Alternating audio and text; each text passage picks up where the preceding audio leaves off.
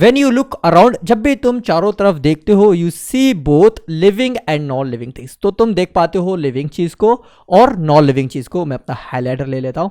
You must have wondered and ask yourself, तुमने घूमे हो और तुमने कभी घूमते हुए ये पूछा है खुद से, वॉट इज दैट, वो क्या चीज है, मेक्स एन ऑर्गेनिज्म लिविंग, जो जिंदा कर देता है या जिंदा कर देती है किसी भी ऑर्गेनिज्म को।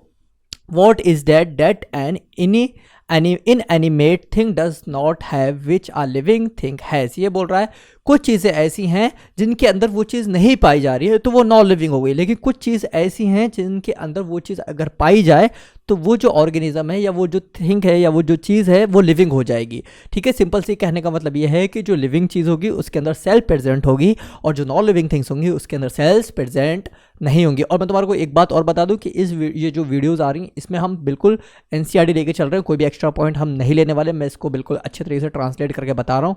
सो ये मत समझना कि एनसीईआरटी बस मैंने ऐसे पढ़ा दी, भाई इजीली अच्छे से समझा रहा हूँ। ठीक है, the answer to this presence of the basic unit of life, इसका जो आंसर आ रहा है वो सिंपल सा यही है कि वो है बेसिक यूनिट हमारी ज़िंदगी की। क्या है वो? The cell. सेल जो है वो हमारी ज़िंदगी की सबसे बेसिक यूनिट है। अगर एक सेल ना हो तो एक ऑर्गेनिज्म नहीं बन सकता, एक एनिमल नहीं बन सकता, एक ह्यूमन नहीं बन सकता। तो सेल का होना बहुत ज़्यादा इंपॉर्टेंट हो जाता है ऑर्गेनिज्म के केस में। All organism are composed of cells, हर एक ऑर्गेनिजम्स बना है बहुत सारी सेल से मिलके। सम आर कंपोज्ड, कोई ऑर्गेनिज्म ऐसे हैं जो बहुत ज़्यादा सेल से मिलके बने हैं या कोई ऑर्गेनिज्म ऐसे हैं जो बहुत कम सेल से मिलके बने हैं, या मैं कह सकता हूँ सिर्फ एक सेल से मिलके बने हैं। जैसे कि यहाँ पे लिखा are composed of a single cell, कि एक ऑर्गेनिज्म ऐसे हैं जो सिंगल सेल से मिलके बन रहे हैं and are called unicellular organism, उनको हम बोलते हैं यूनिसेलुलर ऑर्गेनिज्म। जो ऑर्गेनिज्म एक सेल से मिलके बना होगा उसको हम क्या बोलेंगे? Unicellular organism. Well other like us, जैसे कि हम हैं, कंपोज्ड ऑफ मेनी सेल्स, बहुत सारी सेल से मिलके बने हैं, और कॉल्ड मल्टी सेलुलर ऑर्गेनिज्म। ये बात बहुत ईजी है, अगर कोई भी ऑर्गेनिज्म या कोई भी लिविंग थिंग्स एक सेल से मिलके बनी है दैट इज कॉल्ड यूनिसेलुलर, और कोई भी ऑर्गेनिज्म काफ़ी सारी सेल से के बना है that is called multi cellular. ठीक है, व्हाट इज अ सेल? अभी हम बात कर रहे हैं बहुत देर से कि सेल ये है, बिना सेल के चीज जिंदा नहीं होगी। तो अभी हमने क्वेश्चन कर लिया कि सेल क्या है। ठीक है, unicellular organism are capable of independent existent, एंड ये बोल रहा है कि यूनिसेलुलर ऑर्गेनिज्म जो एक सेल से मिलकर बना है वो किसी भी चीज़ के ऊपर डिपेंड नहीं होगा। पहली चीज़, यानी कि हम ये कह सकते हैं कि जो वो ऑर्गेनिज्म है वो किसी के ऊपर डिपेंड नहीं होने वाला है। अगला देखो, performing the essential function of life, और वो ऐसे काम करेगा जो उसकी ज़िंदगी में बहुत ज़्यादा इंपॉर्टेंट है। कौन? एक सेल। ठीक है, anything less than a complete structure of cell does not ensure independent living. ये बोल रहा है कि अगर कोई भी ऐसा स्ट्रक्चर देखने को मिला जो कंप्लीट नहीं है तो उसको हम इंश्योर नहीं है, हम भाई बिल्कुल क्लियर तरीके से नहीं कह सकते कि वो इंडिपेंडेंट है, यानी कि वो कहीं ना कहीं डिपेंड होगा। आगे देखो, हैंस, हालांकि cell is the fundamental and structural and functional unit of all living organism. ये लाइन तो बहुत ज़्यादा इंपॉर्टेंट हो जाती है। एक लाइन अगर व्हाट इज सेल, अगर तुम 12th बोर्ड के हो या 11th बोर्ड के हो तो तुम्हारे पास क्वेश्चन आ सकता है व्हाट इज सेल 2 नंबर का, तो ईजिली तरीके से ये लिख देना कि cell is the fundamental structure and function unit of all living organism. यानी कि सेल एक ऐसी चीज़ है जो फंडामेंटली बहुत छोटी है और छोटी के साथ साथ ये एक काम भी करती है। ठीक है, एंटन वॉन लिवेनहॉक, हमारे पास एक ये साइंटिस्ट आ गया जिसका नाम है एंटन वॉन लिवेनहॉक। तो एंटन वॉन लिवेनहॉक ने पहली बार डिस्क्राइब्ड किया अ लाइव सेल, जिंदा सेल को। ठीक है, रॉबर्ट ब्राउन, अगर हम रॉबर्ट ब्राउन की बात करेंगे तो रॉबर्ट ब्राउन एक और साइंटिस्ट है, इसने डिस्कवर्ड किया था न्यूक्लियस। तो अभी मैं यहाँ पे तुम्हारे लिए एक एक्स्ट्रा पॉइंट बताने वाला हूँ। एक्स्ट्रा पॉइंट क्या है? जो हमारे पास रॉबर्ट हॉक था, रॉबर्ट हॉक ने जो सेल लिया था वो डेड सेल था। अगर क्वेश्चन आ जाए कि लिविंग सेल की सबसे पहले डिस्क्राइब किसने किया या सबसे पहले किसने लिविंग सेल को देखा, तो वो हमारा था एंटन वॉन लिवेनहॉक। और सेल के अंदर न्यूक्लियस प्रेजेंट होता है वो किसने देखा? वो देखा रॉबर्ट ब्राउन ने। The invention of the microscope, और जो माइक्रोस्कोप का इन्वेंशन हुआ एंड इट्स इम्प्रूवमेंट, और उसके अंदर कुछ ना कुछ इम्प्रूवमेंट आए leading to the electron microscope, और उन्होंने वो वाले माइक्रोस्कोप को छोड़कर चले गए इलेक्ट्रॉन माइक्रोस्कोप पर, revealed all the structure detail of this cell, और उन्होंने सारे के सारे स्ट्रक्चर देख लिए जो सेल के अंदर पाए जा रहे थे। यानी कि हम ऐसे कह सकते हैं कि इलेक्ट्रॉन माइक्रोस्कोप ने हमारे को बहुत ज़्यादा हेल्प की है इंटरनल ऑर्गेनील्स को देखने के लिए। ठीक है, अब देख लो सेल थ्योरी इन 1838 मैथियस स्क्लैडन, ये बहुत ज़्यादा इंपॉर्टेंट हो जाता है नीट के पर्पज़ से कह सकता हूँ मैं, और अगर तुम्हारे को एक्स्ट्रा पॉइंट चाहिए तो ये बिल्कुल याद रख सकते हो अगर 11th बोर्ड के हो। अ जर्मन बॉटनिस्ट, और ये कैसा था, जर्मन का रहने वाला था और ये बॉटनिस्ट था। Examine a large number of plant, ये बहुत ज़्यादा प्लांट पर वर्क कर रहा था या उनको देख रहा था। Observe that all plant are composed of different kind of cell which form tissue of the plant. ये बोल रहा है कि जो बहुत सारे प्लांट इसने देखे, देखने के बाद इसने बताया कि ये सारे के सारे जो प्लांट हैं ये किसी ना किसी सेल से मिलके बने हैं, और वो जो सेल है वो अलग अलग भी हो सकती हैं। ऐसा नहीं है कि एक ही सेल से मिलकर बन रहे हैं, कुछ सेल्स अलग अलग भी होती हैं, और काफ़ी सारी सेल्स मिलकर किस में बदल जा रही हैं, हमारी टिश्यूज़ में बदल जा रही हैं। किस में बदल जा रही हैं, टिश्यूज़ में ऑफ द प्लांट के। ठीक है, at about the same time, अगर हम सेम टाइम की बात करें मतलब उसी समय की बात है, जैसे कि अभी मैं यहाँ पर पढ़ा रहा हूँ तो एक और कोई इंसान आए वो भी कोचिंग ऑनलाइन यूट्यूब पर पढ़ाने लगे, तो हम दोनों बिल्कुल सेम तरीके के पढ़ा रहे हैं, लेकिन आने वाले टाइम में हम रिवील हो जाए, यानी कि हम ऐसे कह सकते हैं कि फेमस हो जाए, तो हम दोनों सेम फेमस होंगे एक समय पर आकर। तो ऐसे यहाँ पर दोनों के दोनों खोज कर रहे हैं और एक अलग अलग जगह पर खोज कर रहे हैं। ठीक है, देयर इज़ अ स्वान, यहाँ पर एक जो साइंटिस्ट है स्वान 1839 में आया था, 1839 में, और ये कैसा था, ब्रिटिश था, और ये जूलॉजिस्ट था। ये कैसा था, जूलॉजिस्ट था। याद रखना हमारे को, ये जर्मन का था, ये ब्रिटिश का था। ठीक है, और ये था हमारा जूलॉजिस्ट। ये वर्क कर रहा था भाई, ये वर्क कर रहा था एनिमल के ऊपर।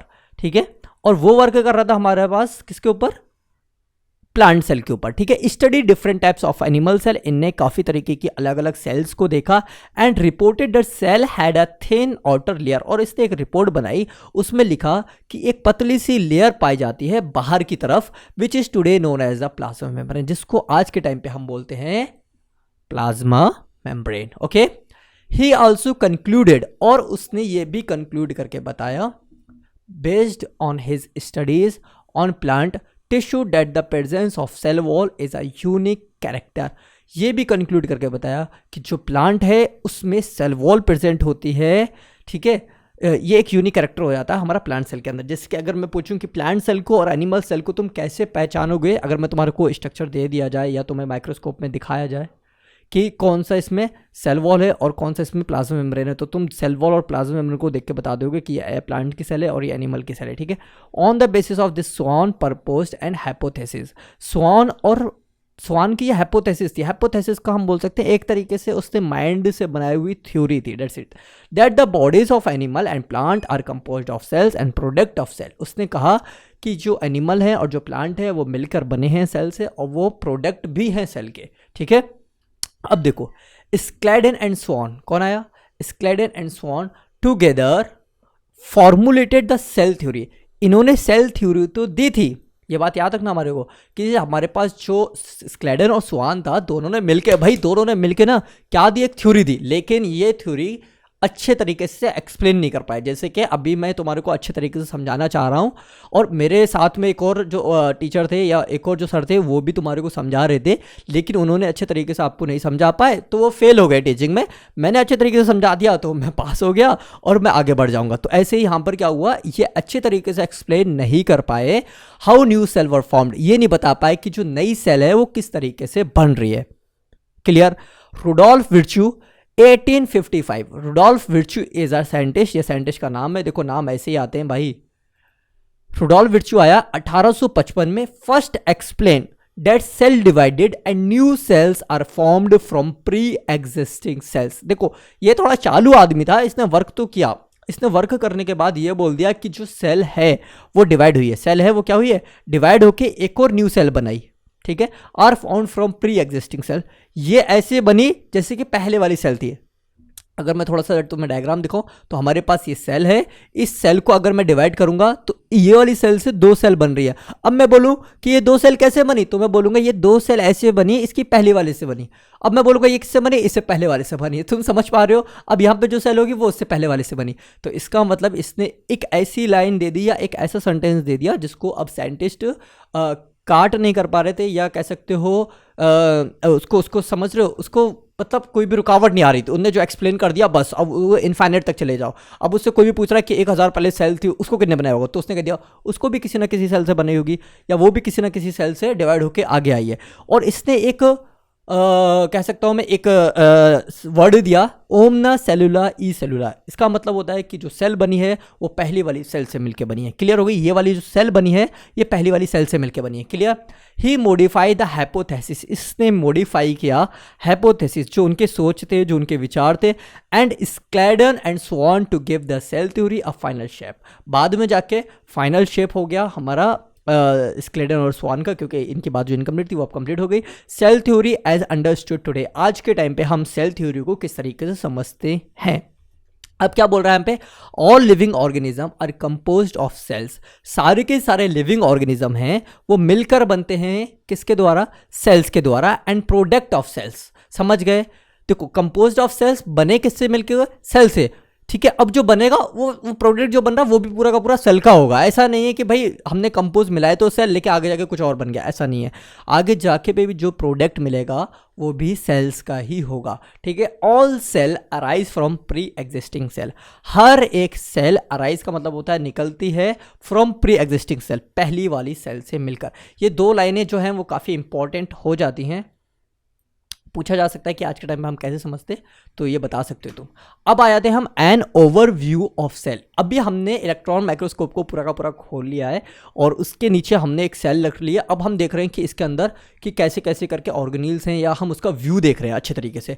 You have earlier observe cell in an onion peel and और ह्यूमन चिक। ये बोल रहा है कि जो ओनियन पील का मतलब होता है छिक्कल, उसका किसका, प्याज का छिक्कल, और तुम्हारा ह्यूमन का चिक, इंसान का गाल, सेल अंडर द माइक्रोस्कोप, इसकी सेल को उठा के हमने माइक्रोस्कोप में रख दिया। Let us recollect their structure, अब इसके स्ट्रक्चर को हम रिकलेक्ट करते हैं। The onion cell which is typical plant, एक ओनियन जो सेल है वो एक टिपिकल है, ऐसा नहीं कि वो यूनिसेलर है, टिपिकल है। टिपिकल का मतलब थोड़ा मल्टी सेलर है, या मैं बोल सकता हूँ कठोर है।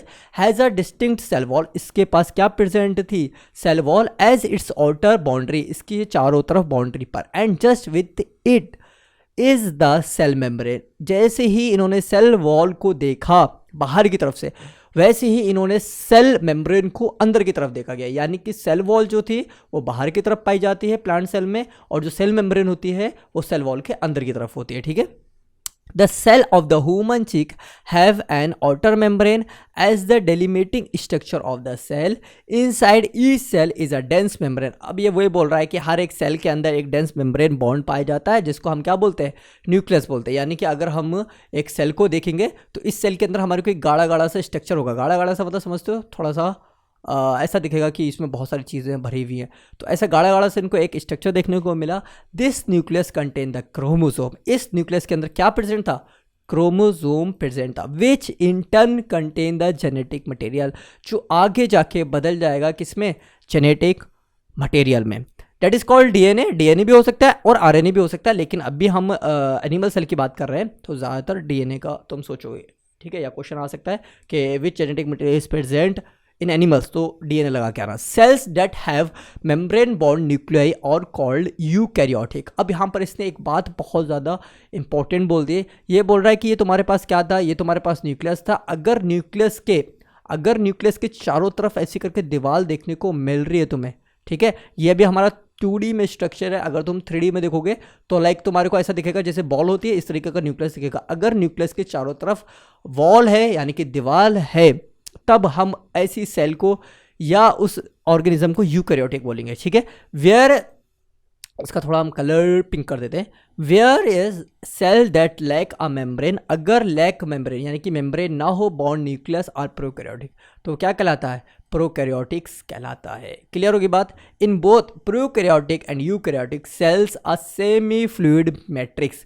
ये क्या बोल रहा है, ये बोल रहा है कि प्रोकैरियोट्स और यूकैरियोट्स के अंदर, यानी कि वो सेल जिसके चारों तरफ, यानी कि जिसके न्यूक्लियस के चारों तरफ वॉल सेल मेम्ब्रेन प्रेजेंट होगी, ठीक है, वो तो यूकैरियोटिक हो गए।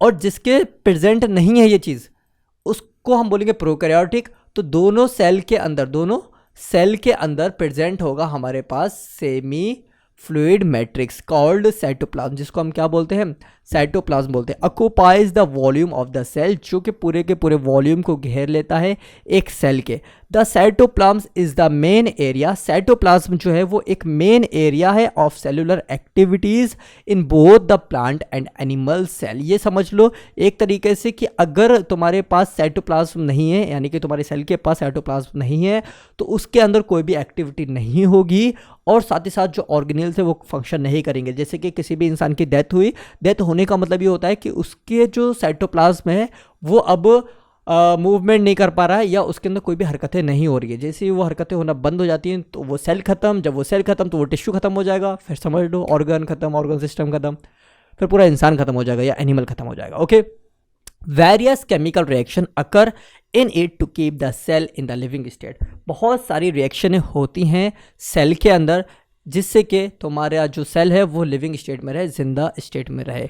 बी साइड द न्यूक्लियस, अगर हम न्यूक्लियस के साइड में देखें, the eukaryotic cells have other membrane bond distinct structure called organelles. ये बोल रहा है कि तुमने न्यूक्लियस देखा गुड ना कर, लेकिन बोल रहा है नहीं, तुम थोड़ा सा साइड में भी देखो माइक्रोस्कोप डाल के तो तुम्हारे को वहाँ पर काफ़ी सारे मेम्ब्रेन बॉन्ड ऑर्गेनेल्स देखने को मिलेंगे, यानी कि उनके चारों तरफ मेम्ब्रेन प्रेजेंट होगी। लाइक जैसे कि एंडोप्लाज्मिक रेटिकुलम जिसको हम ER से शो करते हैं, गोल्जी कॉम्प्लेक्स इसके पास भी मेम्ब्रेन प्रेजेंट होगी, ठीक है। लाइसोसोम, माइटोकॉन्ड्रिया, माइक्रोबॉडीज और वैक्यूल, इनके अंदर क्या प्रेजेंट होने वाली है, एक मेम्ब्रेन बॉन्ड या मैं बोल सकता हूँ मेम्ब्रेन प्रेजेंट होने वाली। जैसे कि अभी मेरे पास माइटोकॉन्ड्रिया है लाइक दिस, तो माइटोकॉन्ड्रिया का आपने स्ट्रक्चर देखा होगा, मेरे को माउस इतने अच्छे चला नहीं आ रहा है, तो ये माइटोकॉन्ड्रिया का स्ट्रक्चर है। तो माइटोकॉन्ड्रिया के आप चारों तरफ क्या देख रहे हो, ये जो दिख रही है ये मेम्ब्रेन बॉन्ड है, ये क्या है, मेम्ब्रेन बॉन्ड है। क्लियर हो गई।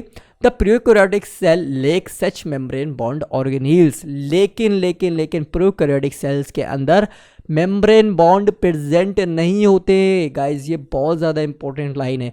राइबोसोम, अब देख लो नेक्स्ट पैराग्राफ क्या बोल रहा है, ribosome are non membrane bound. ये क्वेश्चन आ सकता है कि वो कौन से ऑर्गेनील्स हैं जो नॉन मेम्ब्रेन बॉन्ड होते हैं, तो वो होते हैं हमारे पास राइबोसोम्स, ठीक है। Ribosomes are non membrane bond.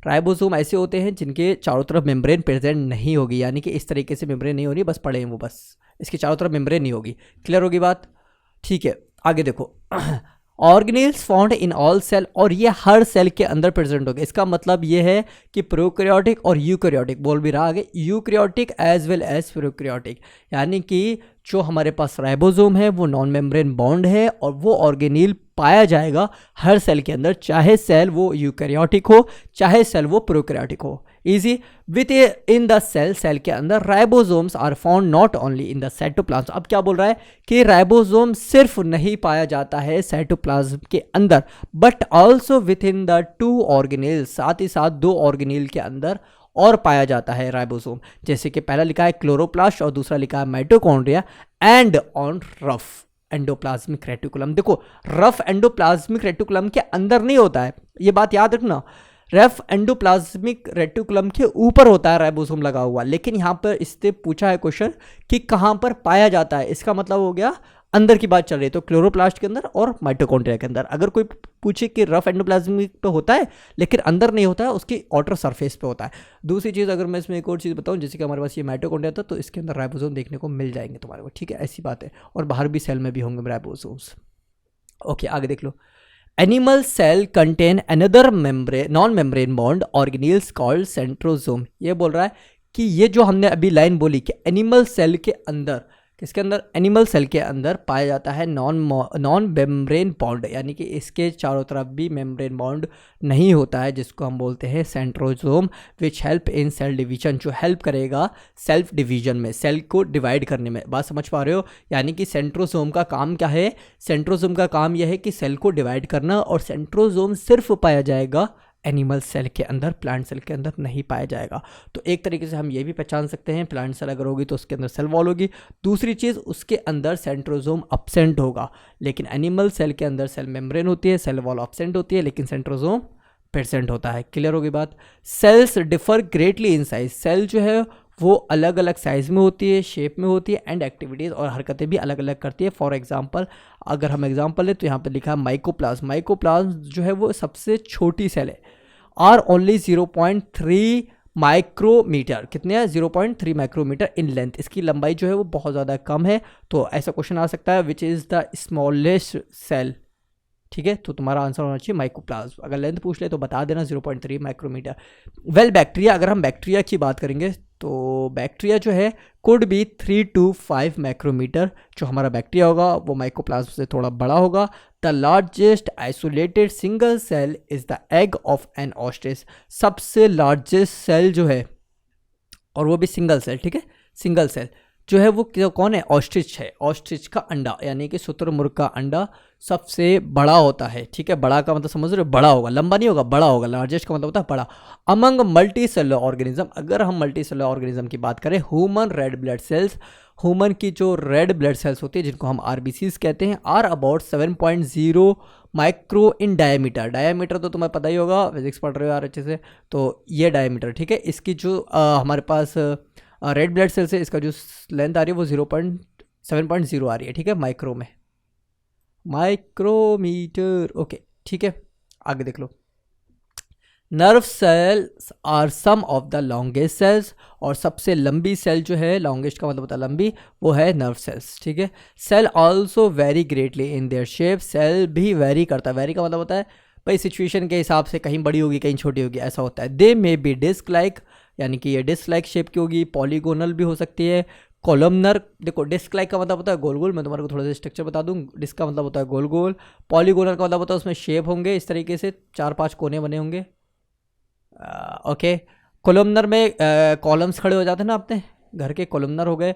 Cuboids में क्यूब बन जाएगा तुम्हारे पास, ठीक है, और क्यूब ऐसे इसको नहीं कहते, ऐसे बनता है क्यूब हमारा, ऐसे बनता है शायद, आई थिंक ऐसे कर बनता ना, तो क्यूब में होंगे। और दूसरा हमारे पास थ्रेड लाइक, थ्रेड का मतलब होता है धागे की तरह होंगे, और इवन इरेगुलर, और कैसे भी पड़े भी हो सकते हैं, ऐसा नहीं है कि शेप में ही हो, इरेगुलर ऐसे भी पड़े। The shape of the cell may vary with their function they perform, ये बोल रहा है कि उसका जो शेप है वो वेरी करेगा, यानी कि बदलता रहेगा उसके फंक्शन के हिसाब से। अगर ज़्यादा अच्छा फंक्शन करना है या ज़्यादा काम करना है तो उसके अंदर जो शेप होगा वो चेंज हो जाएगा, और अगर कम काम करना है या मरने वाली है सेल तो उसका जो स्ट्रक्चर है वो चेंज हो जाएगा, ठीक है। Prokaryotic cells, the prokaryotic cells are represent by bacteria, ये बोल रहा है कि जो प्रोकैरियोटिक सेल्स है उसको हम रिप्रेजेंट कर रहे हैं, यानी कि प्रदर्शित कर रहे हैं एक बैक्टीरिया के अकॉर्डिंग। जैसे कि ब्लू ग्रीन एल्गी, ये हमारे पास एक तरीके की एल्गी होती है, लेकिन इसका जो दूसरा नाम है वो है cyanobacteria.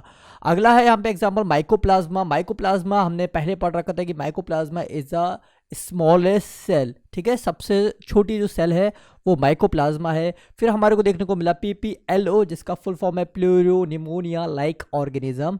They are generally smaller, ये जनरली कैसे होते हैं, स्मॉलर होते हैं, एंड मल्टीप्लाई, और ये मल्टीप्लाई कर लेंगे more rapidly than the eukaryotic cells, यानी कि अगर इनको 1 से 2 बनाना है या 2 से 4 बनाना है तो ये बहुत तेज़ी से रैपिडली क्या करेंगे, मल्टीप्लाई हो जाएंगे। ऐसा नहीं है कि यूकैरियोटिक सेल्स की तरह होगा। यूकैरियोटिक सेल्स को अप्रॉक्स ह्यूमन जो सेल होती है उसको 24 आवर्स चाहिए होते हैं, लेकिन हमारे पास यहाँ पर जो है वो प्रोकैरियोटिक सेल्स हैं, वो बहुत जल्दी क्या कर लेती है, मल्टीप्लाई कर लेती है। They may vary greatly in shape and size, और इनका जो शेप है और जो साइज़ है वो भाई वेरी करता है, ऐसा नहीं है कि हर किसी का शेप और साइज़ सेम रहने वाला है। द 4 बेसिक शेप्स, यहाँ पर हम 4 बेसिक शेप की बात कर रहे हैं ऑफ बैक्टीरिया, बैक्टीरिया के, आर बैसिलस, पहला है यहाँ पर बैसिलस जिसको हम बोलते हैं रॉड लाइक, दूसरा है हमारे पास कोकस जिसको हम स्फेरिकल बोलते हैं, फिर हमारे पास वेब्रियो आ जाता है जिसको हम कॉमन शेप बोलते हैं, और स्पाइरलम आ जाता है जिसको हम बोलते हैं स्पाइरल शेप, ठीक है। ये 4 तरीके के शेप आपको पता होना चाहिए। कभी कभी पूछ लिया जाता है विच शेप इज दिस,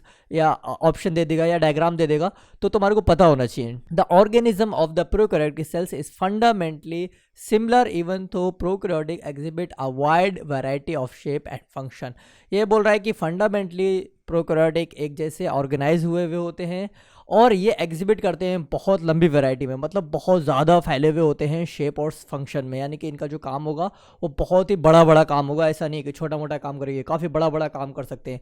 आगे देखो, all prokaryotics have a cell wall, जो भी प्रोकैरियोटिक है उसके पास क्या है, सेल वॉल है surrounding the cell membrane, cell membrane के चारों तरफ, एक्सेप्ट इन माइकोप्लाज्म, लेकिन माइकोप्लाज्म के ऊपर कोई भी सेल वॉल प्रेजेंट नहीं होती। यहाँ पर अगर तुम्हारे को स्ट्रक्चर देखने की बात करें तो ये टिपिकल बैक्टीरिया है, इसको हमने पीपीएलओ बोल दिया है, और ये हमारे पास वायरस है। तो ये स्पैरेला करके होता है, इसमें फ्लैजिला का ध्यान रखना है कि स्पैरेला वाले जो होते हैं उनके अंदर फ्लैजिला देखने को मिल जाता है। आगे देखो, the fluid matrix filling the cell in the cytoplasm, और जो फ्लूइड की तरह होता है, पानी की तरह भरा हुआ होता है सेल के अंदर, उसको हम बोलते हैं cytoplasm. There is no well defined nucleus, लेकिन इसके अंदर कोई भी वेल डिफाइंड न्यूक्लियस नहीं प्रेजेंट होता, यानी कि आप ये नहीं बता सकते कि यही न्यूक्लियस है, मतलब बिल्कुल कंफर्म नहीं बता सकते। The genetic material is basically naked, और जो जेनेटिक मटेरियल होगा वो नंगा पुंगा पड़ा होगा, भाई समझ रहे हो, उसके पास इन्वेलप है ही नहीं, या मैं बोल सकता हूँ सेल मेम्ब्रेन ही नहीं है न्यूक्लियस के पास, नॉट इन्वेलप। हाँ, यहाँ बोल भी रहा है कि not enveloped by a nuclear membrane, और कोई भी इन्वेलप की तरह या उसकी मेम्ब्रेन की तरह कोई भी चीज़ वहाँ पर पाई नहीं जा रही है। In addition to genomic DNA, और उसके अंदर एडिशन हो जाएगा जीनोम का, जिसे हम डीएनए बोल रहे हैं। The single chromosome circular DNA होता है, ठीक है, सिंगल, ये याद होना चाहिए कि जो प्रोकैरियोटिक्स होते हैं उसमें ज़्यादातर सिंगल क्रोमोसोम देखने को मिलेगा हमारे को, और सर्कुलर डीएनए होता है। Many bacteria have small circular DNA, और काफ़ी सारे बैक्टीरिया ऐसे हैं जिनके अंदर छोटे छोटे से डीएनए होते हैं, और side the genomic DNA, genomic DNA से अलग। ये क्या हुआ ओके तो और side the genomic DNA, DNA जो एक्चुअल में है उससे अलग पड़े हुए होंगे छोटे वाले DNA. The smaller DNA called plasmids, छोटे छोटे से डीएनए होते हैं। हमने ये वाली जो वीडियो रिकॉर्ड कर रहे तो हमने 2 बार रिकॉर्ड कर ली, लेकिन एक बार वीडियो मतलब रिकॉर्ड नहीं हो पाई, दूसरी बार ऑडियो रिकॉर्ड नहीं हो पाई, तो इसलिए मेरे को वापस से बनाना पड़ रही है। तो ये जो तुम्हारे को दिखा रहा है ये प्लास्टिड दिख रहा है, जो एक्चुअल में डीएनए नहीं है, डीएनए से अलग है पड़ा हुआ, ठीक है, उसको हम प्लास्टिड बोल रहे हैं। द प्लाज्मिड, ओके प्लास्टिड नहीं plasmid, the plasmid DNA confirm certain unique phenotypic characters. इसके अंदर अगर कुछ ना कुछ जो हमारे पास प्लाज्मिड है, उस the plasmid DNA confirm certain unique phenotypic character to such bacteria, जो प्लाज्मिड है उसकी वजह से बैक्टीरिया के अंदर कोई ना कोई फिनोटाइपिक कैरेक्टर्स आते हैं, यानी कि उसकी जो बाहरी बनावट होगी या बाहरी बनावट के अंदर जो भी बदलाव आ रहे हैं वो प्लाज्मिड डीएनए के द्वारा आ रहे हैं। Okay, one such character is resistance to antibiotics, इनमें से एक ऐसा भी कैरेक्टर होता है जो रेजिस्टेंस करता है, यानी कि रुकावट डालता है एंटीबायोटिक्स को। जैसे कि हमने कोई भी मेडिसिन्स खाई तो मेडिसिन्स क्या है, हमने एंटीबायोटिक्स ली, ठीक है, एंटीबायोटिक्स क्या करेगी, उस बैक्टीरिया को मारने की कोशिश करेगी, लेकिन डीएनए प्लाज्मिड वाला जो होगा वो रेजिस्ट करेगा एंटीबायोटिक को, वो रोकना चाहेगा कि हमारा जो बैक्टीरिया वो मर नहीं जाए, ख़त्म नहीं हो जाए, तो थोड़ा सा रोकना चाहेगा, ठीक है। आगे देखो, इन हायर क्लासेस, लेकिन हम बड़े क्लासेस में यू विल लर्न पढ़ेंगे that this plasmid DNA is use to monitor bacterial transformation.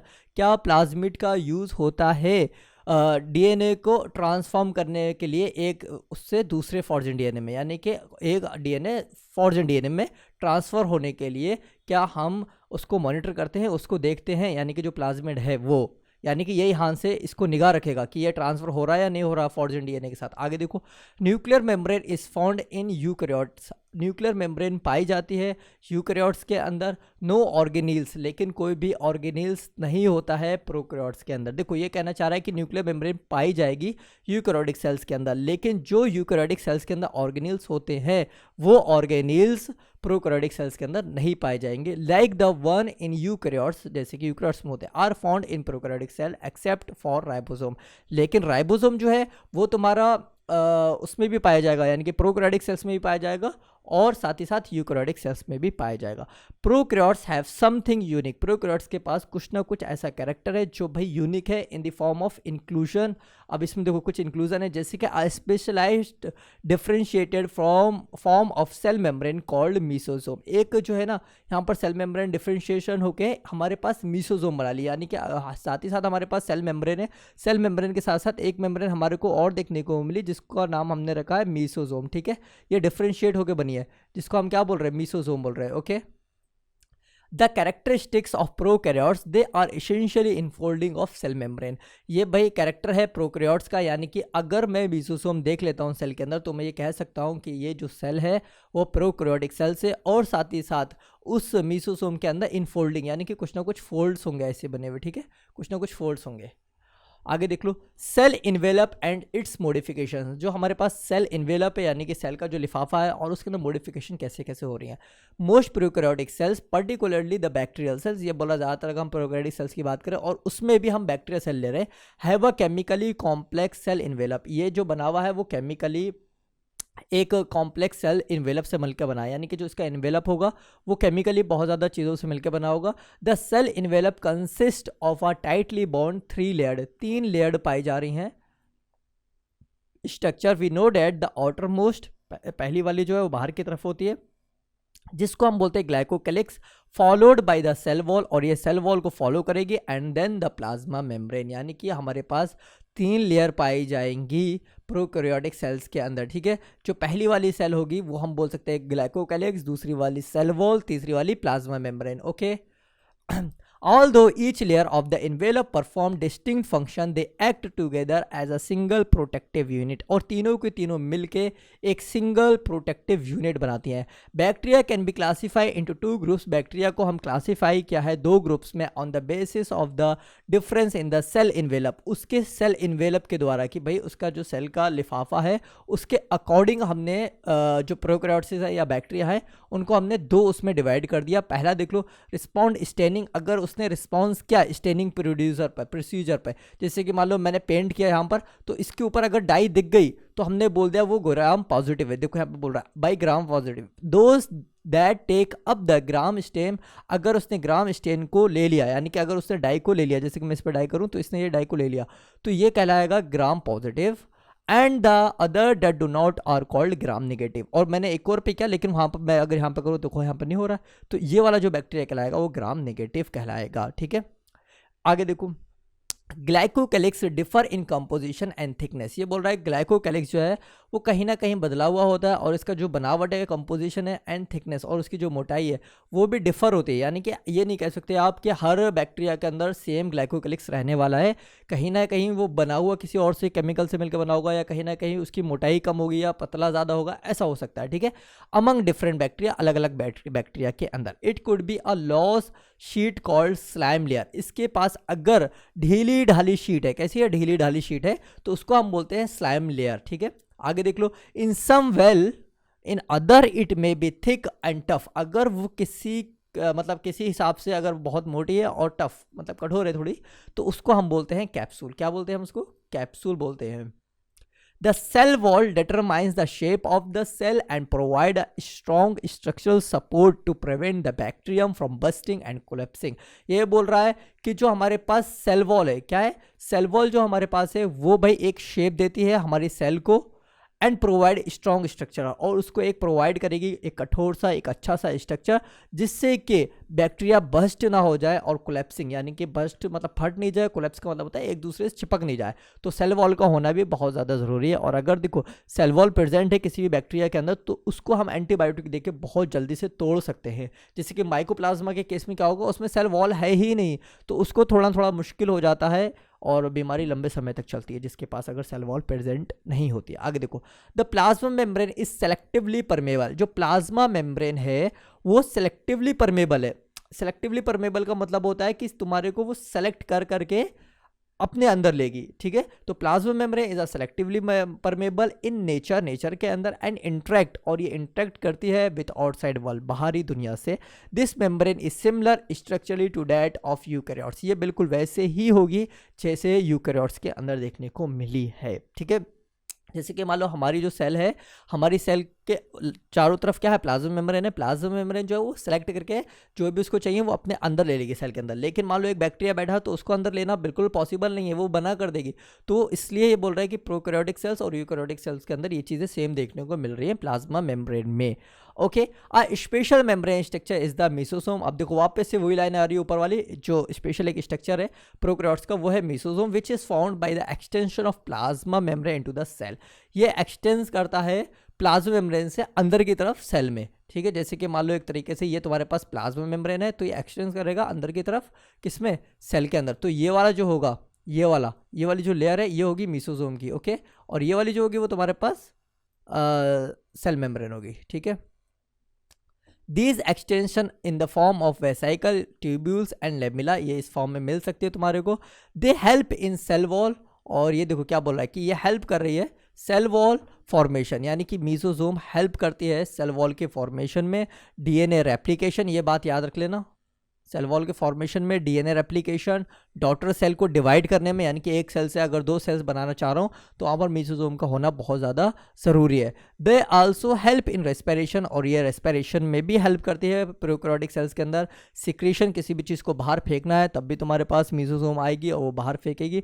To increase the surface area, अगर सेल का साइज़ बढ़ाना है, प्रोकैरियोटिक सेल्स का अगर साइज़ बढ़ाना है तो मीजोजोम के ही हाथ में होता है कि उसके सरफेस एरिया को बढ़ा दे। The plasma membrane and enzymatic content, और इसमें देखो क्या बोल रहा है कि इसके अंदर प्लाज्मा मेम्ब्रेन भी होगा और एंजाइमेटिक कंटेंट भी होगा। इन सम प्रोकैरियोट्स, अगर हम कुछ और प्रोकैरियोट्स की बात करें लाइक साइनोबैक्टीरिया, साइनोबैक्टीरिया का दूसरा नाम क्या है, blue green algae, there are other membrane extension, इसके ऊपर एक और मेम्ब्रेन पाई जाती है इनटू द साइटोप्लाज्म, साइटोप्लाज्म के अंदर, कॉल्ड क्रोमोटोफोर्स, जिसे हम क्या बोलते हैं, क्रोमोटोफोर्स, हरा हरा कर देते हैं, क्रोमोटोफोर्स विच कंटेन पिगमेंट, और इसके अंदर क्या पिगमेंट होता है। देखो क्रोमोटोफोर्स जो वर्ड है वो आया है कहाँ से, क्रोम से आया, या मैं ऐसे कह सकता हूँ। क्रोम का मतलब देखो, अगर तुम गूगल पे आते हो तो सबसे पहले क्रोम वाले ऐप पे तुम क्लिक करते हो, तो क्रोम वाला जो ऐप होता है उसके चारों तरफ कई सारे कलर्स होते हैं, तो क्रोम से ही क्रोमोटोफोर्स आ गया, ठीक है, और इसी वजह से हमने इसका नाम रख दिया पिगमेंट। आगे देखो, बैक्टीरियल सेल्स में भी मोटाइल, बैक्टीरिया की जो सेल होगी वो मोटाइल भी हो सकती है और नॉन मोटाइल भी हो सकती है। मोटाइल का मतलब क्या होता है, मोटाइल का मतलब ये होता है कि एक बैक्टीरिया हमारे पास, अब ये बैक्टीरिया अगर अपनी पूंछ के द्वारा चल पा रहा है, ठीक है, तो ये कहलाएगा मोटाइल। ये क्या कहलाएगा, मोटाइल कहलाएगा। अगर मान लो इसके पास पूंछ ही ना हो तो वो बैक्टीरिया नॉन मोटाइल कहलाएगा। आगे देखो, इफ मोटाइल, अगर वो मोटाइल है, they have thin filamentous extension from their cell wall called flagella, एक पतला सा धागे की तरह, फिलामेंट की तरह बाहर निकलेगा सेल वॉल से, जिसे हम क्या बोलते हैं, फ्लैजिला बोलते हैं। इसको हम क्या बोलेंगे, flagella. Bacteria show a range in the number of arrangement of flagella, भाई ये अरेंजमेंट भी होता है इसका, जैसे कि मान लो आज ऐसे करके निकल रहा है, कल को अगर तुम दूसरा कभी बैक्टीरिया देखो तो ऐसे करके निकल रहा है, या मान लो एक ही से 2 निकल गए छोटे छोटे, एक बड़ा निकला एक छोटा निकला, तो ये बोल रहा है कि अरेंजमेंट भी इनका कभी कभी अलग अलग होता है, अलग अलग बैक्टीरिया के अंदर। Bacteria flagellum is composed of 3 part, bacteria का जो फ्लैजिला है वो 3 पार्ट से मिलकर बना है। पहला है फिलामेंट, दूसरा है हुक और तीसरा है बेसल बॉडी। तो पहला वाला जो हिस्सा है जिसको मैंने यहाँ पे हाईलाइट कर रखा है, इसको हम फिलामेंट बोलते हैं, और जैसे ही हुक की बात करेंगे तो वो जस्ट सेल वॉल के पास वाला हिस्सा होगा, लेकिन जो सेल वॉल के अंदर धसा हुआ होगा उसको हम बेसल बॉडी बोलते हैं। The filament is the longest portion, जो फिलामेंट वाला है वो सबसे लंबा पोर्शन है, and extend from the cell surface, और ये निकलता है सेल सरफेस से टू द आउटसाइड, बाहर की तरफ। बी साइड फ्लैजिला, फ्लैजिला के साथ साथ हमारे को पिली एंड फेम्ब्रेई देखने को मिलता है, ठीक है, एक और ये स्ट्रक्चर है, ये देखने को मिलते हैं। आल्सो सरफेस स्ट्रक्चर, यानी कि ये भी हमारे को सरफेस पे देखने को मिलते हैं ऑफ द बैक्टीरिया, बैक्टीरिया के, but do not play a role in motility, लेकिन कोई भी रोल प्ले नहीं करते हैं मोटिलिटी के अंदर। समझ के मेरी बात, ये कहना चाह रहा है कि पिलाई और फेम्ब्रेई एक ऐसे स्ट्रक्चर हैं जो मोटिलिटी में हेल्प नहीं करेंगे। मोटिलिटी में हेल्प जो करेगा वो फ्लैजिला ही करेगा। जैसे कि हमारा स्पर्म है, अगर स्पर्म के अंदर फ्लैजिला है तो वो मोटाइल होगा, ठीक है, वो स्पर्म बहुत तेजी से आगे बढ़ पाएगा, और पता लगा फ्लैजिला ही नहीं है तो क्या ही चलेगा स्पर्म, भाई समझ रहे हो। द पिलाई आर इलोंगेटेड, पिलाई जो होता है वो इलोंगेटेड होता है, लंबा लंबा खिंचा हुआ होता है और ट्यूब की तरह होता है। Structure made up of a special protein, एक स्पेशल प्रोटीन से मिलकर बना होता है, लेकिन प्रोटीन का नाम इन्होंने नहीं बताया है। The fimbriae are small bristle like fibres supporting out of the cell in some bacteria, और फिम्ब्रे भी एक तरीके का स्ट्रक्चर होता है जिसको हम ब्रिस्टल बोलते हैं, ठीक है, जो क्या करता है भाई, सपोर्ट करता है तुम्हारे को किसी भी चीज़ में अटैच करने के लिए। जैसे कि मान लो कोई भी स्टोन है या कोई भी पत्थर है तो उसको वो अटैच कर लेगा ब्रिस्टल के द्वारा।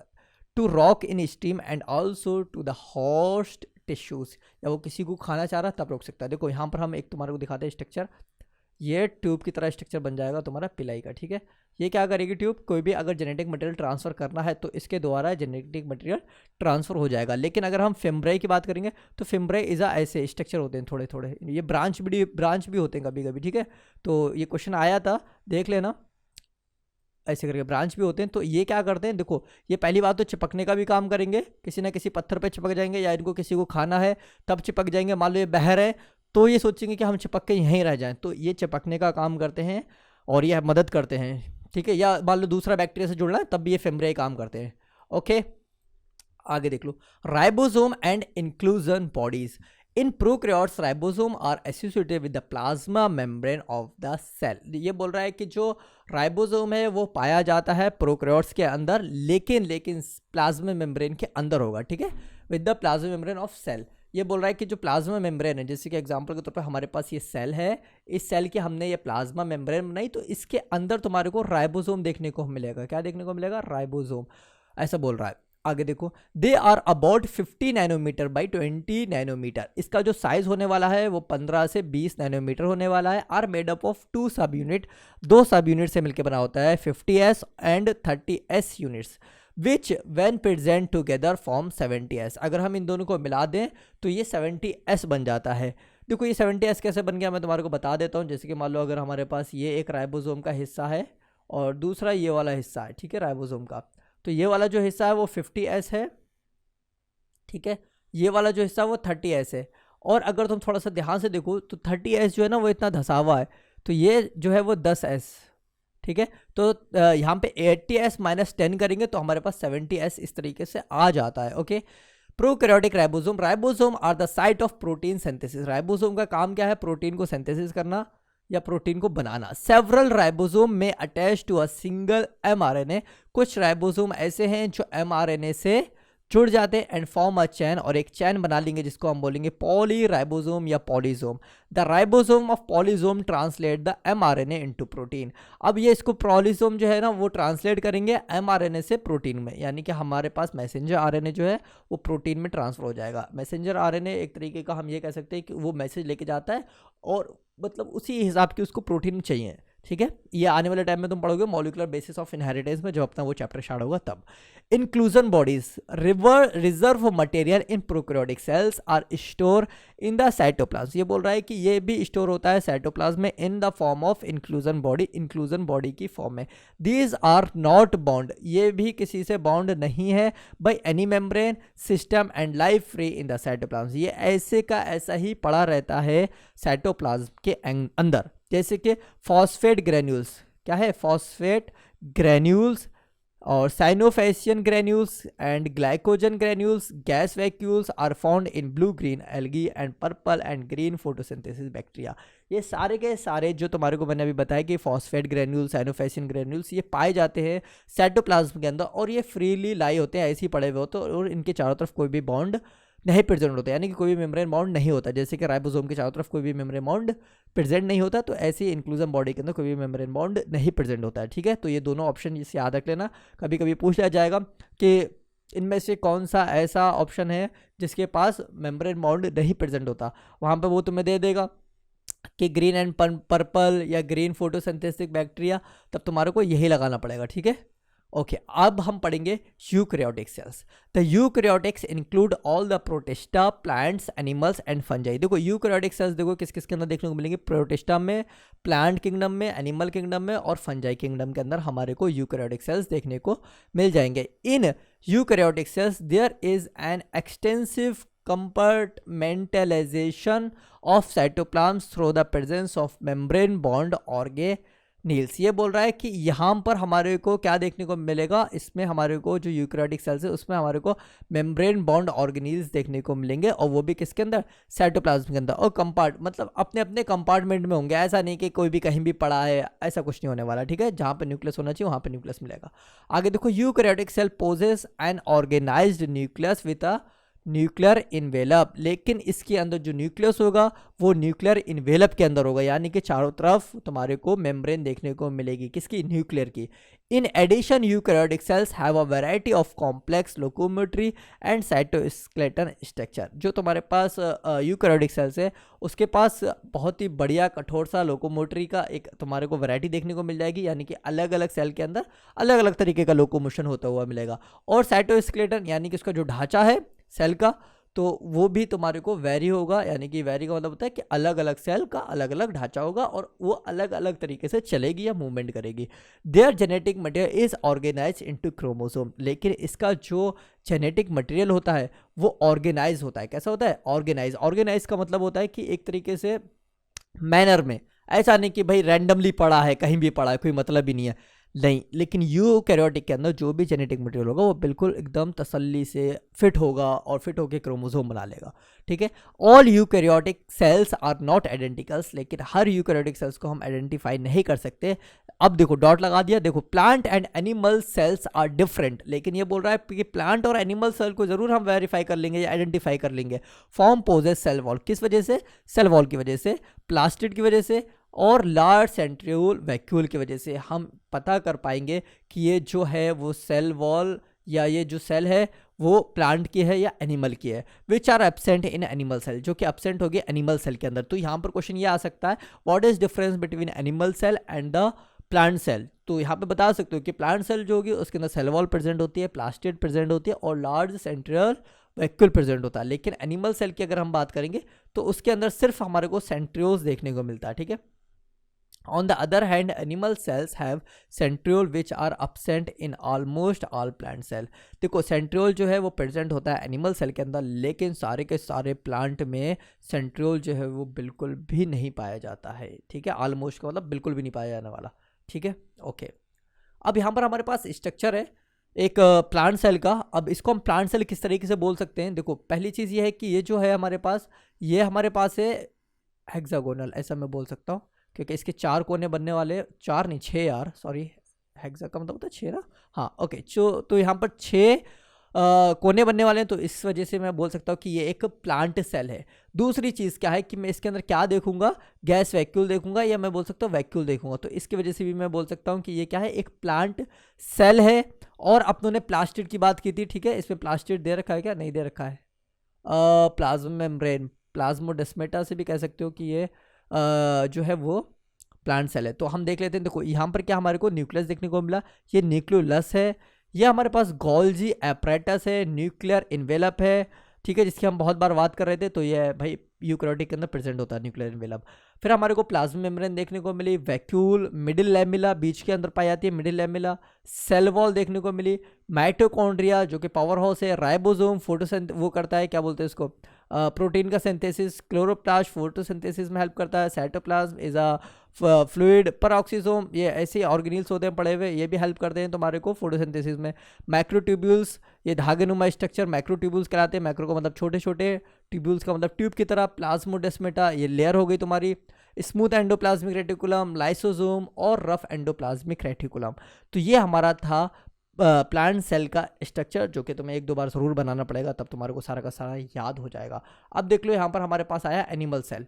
तो एनिमल सेल को हमने कैसे पहचाना? पहली बात, माइक्रोविलाई अगर तुम्हारे को देखने को मिल जाए तो तुम बोलोगे ये एनिमल सेल है। दूसरी चीज़, अगर इसके अंदर सेंट्रियोल्स देखने को मिल जाए तब तुम बोलोगे कि ये क्या है, एक एनिमल सेल है। और इसमें एब्सेंट क्या होने वाला है? इसमें देखो एब्सेंट होने वाला है सेल वॉल, तो इसके अंदर सेल वॉल प्रेजेंट नहीं होती है, इसके अंदर प्लाज्मा मेम्ब्रेन होती है। आगे देख लो, पेरोक्सिसोम हो गया, lysosome, ribosome, mitochondria, rough endoplasmic, cytoplasm तो सेम ही रहता है, न्यूक्लियस, न्यूक्लियोलस ये भी सेम रहता है, ये भी सेम रहता है, गोल्जी एपरेटस ये भी सेम रहता है, लेकिन इसके अंदर क्लोरोप्लास्ट नहीं प्रेजेंट होता है। तो यहाँ पर हमारे पास दोनों स्ट्रक्चर हमने देख लिए, प्लांट सेल्स के और एनिमल सेल्स के।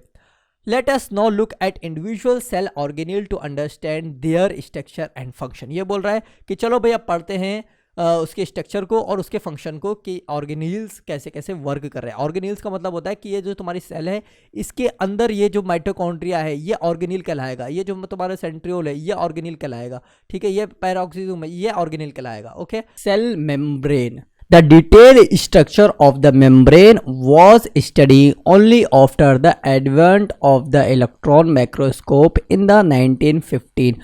1950 के अंदर जब इलेक्ट्रॉन माइक्रोस्कोप की खोज हो चुकी थी तब जाकर हमने डिटेल में मेम्ब्रेन के बारे में जाना कि सेल मेम्ब्रेन किस तरीके से बनी हुई होती है।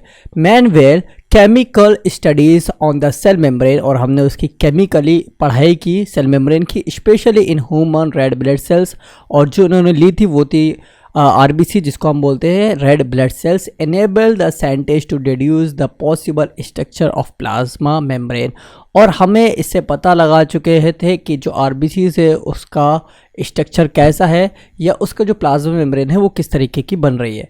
These studies show that the cell membrane is mainly composed of lipid and protein। और इसकी जब हमने पढ़ाई की तो हमारे को पता लगा कि ये जो हमारी मेम्ब्रेन है सेल मेम्ब्रेन ये मिलके बनी है लिपिड से और प्रोटीन से। द मेजर लिपिड और फॉस्फोलिपिड्स, ये बोल रहा है कि जो बड़ा बड़ा पार्ट था वो ज़्यादातर लिपिड का बना हुआ था, या हम बोल सकते हैं उसको phospholipids, that are arranged in a bilayer. और वो कैसे लेयर में था? By layer. बाई लेयर का मतलब होता है ऊपर भी होना और नीचे भी होना, that is called bilayer. Also the lipid are arranged, और लिपिड भी अरेंज था within the membrane, membrane के अंदर, विद द पोलर हेड, और जो उनका हेड हो रहा है वो कैसा है? Polar, towards the outer side, और वो बाहर की तरफ होगा, एंड द हाइड्रोफोबिक टेल्स, और जो उनकी पूंछ होने वाली है वो हाइड्रोफोबिक होने वाली है। हाइड्रोफोबिक और हाइड्रोफिलिक होता है।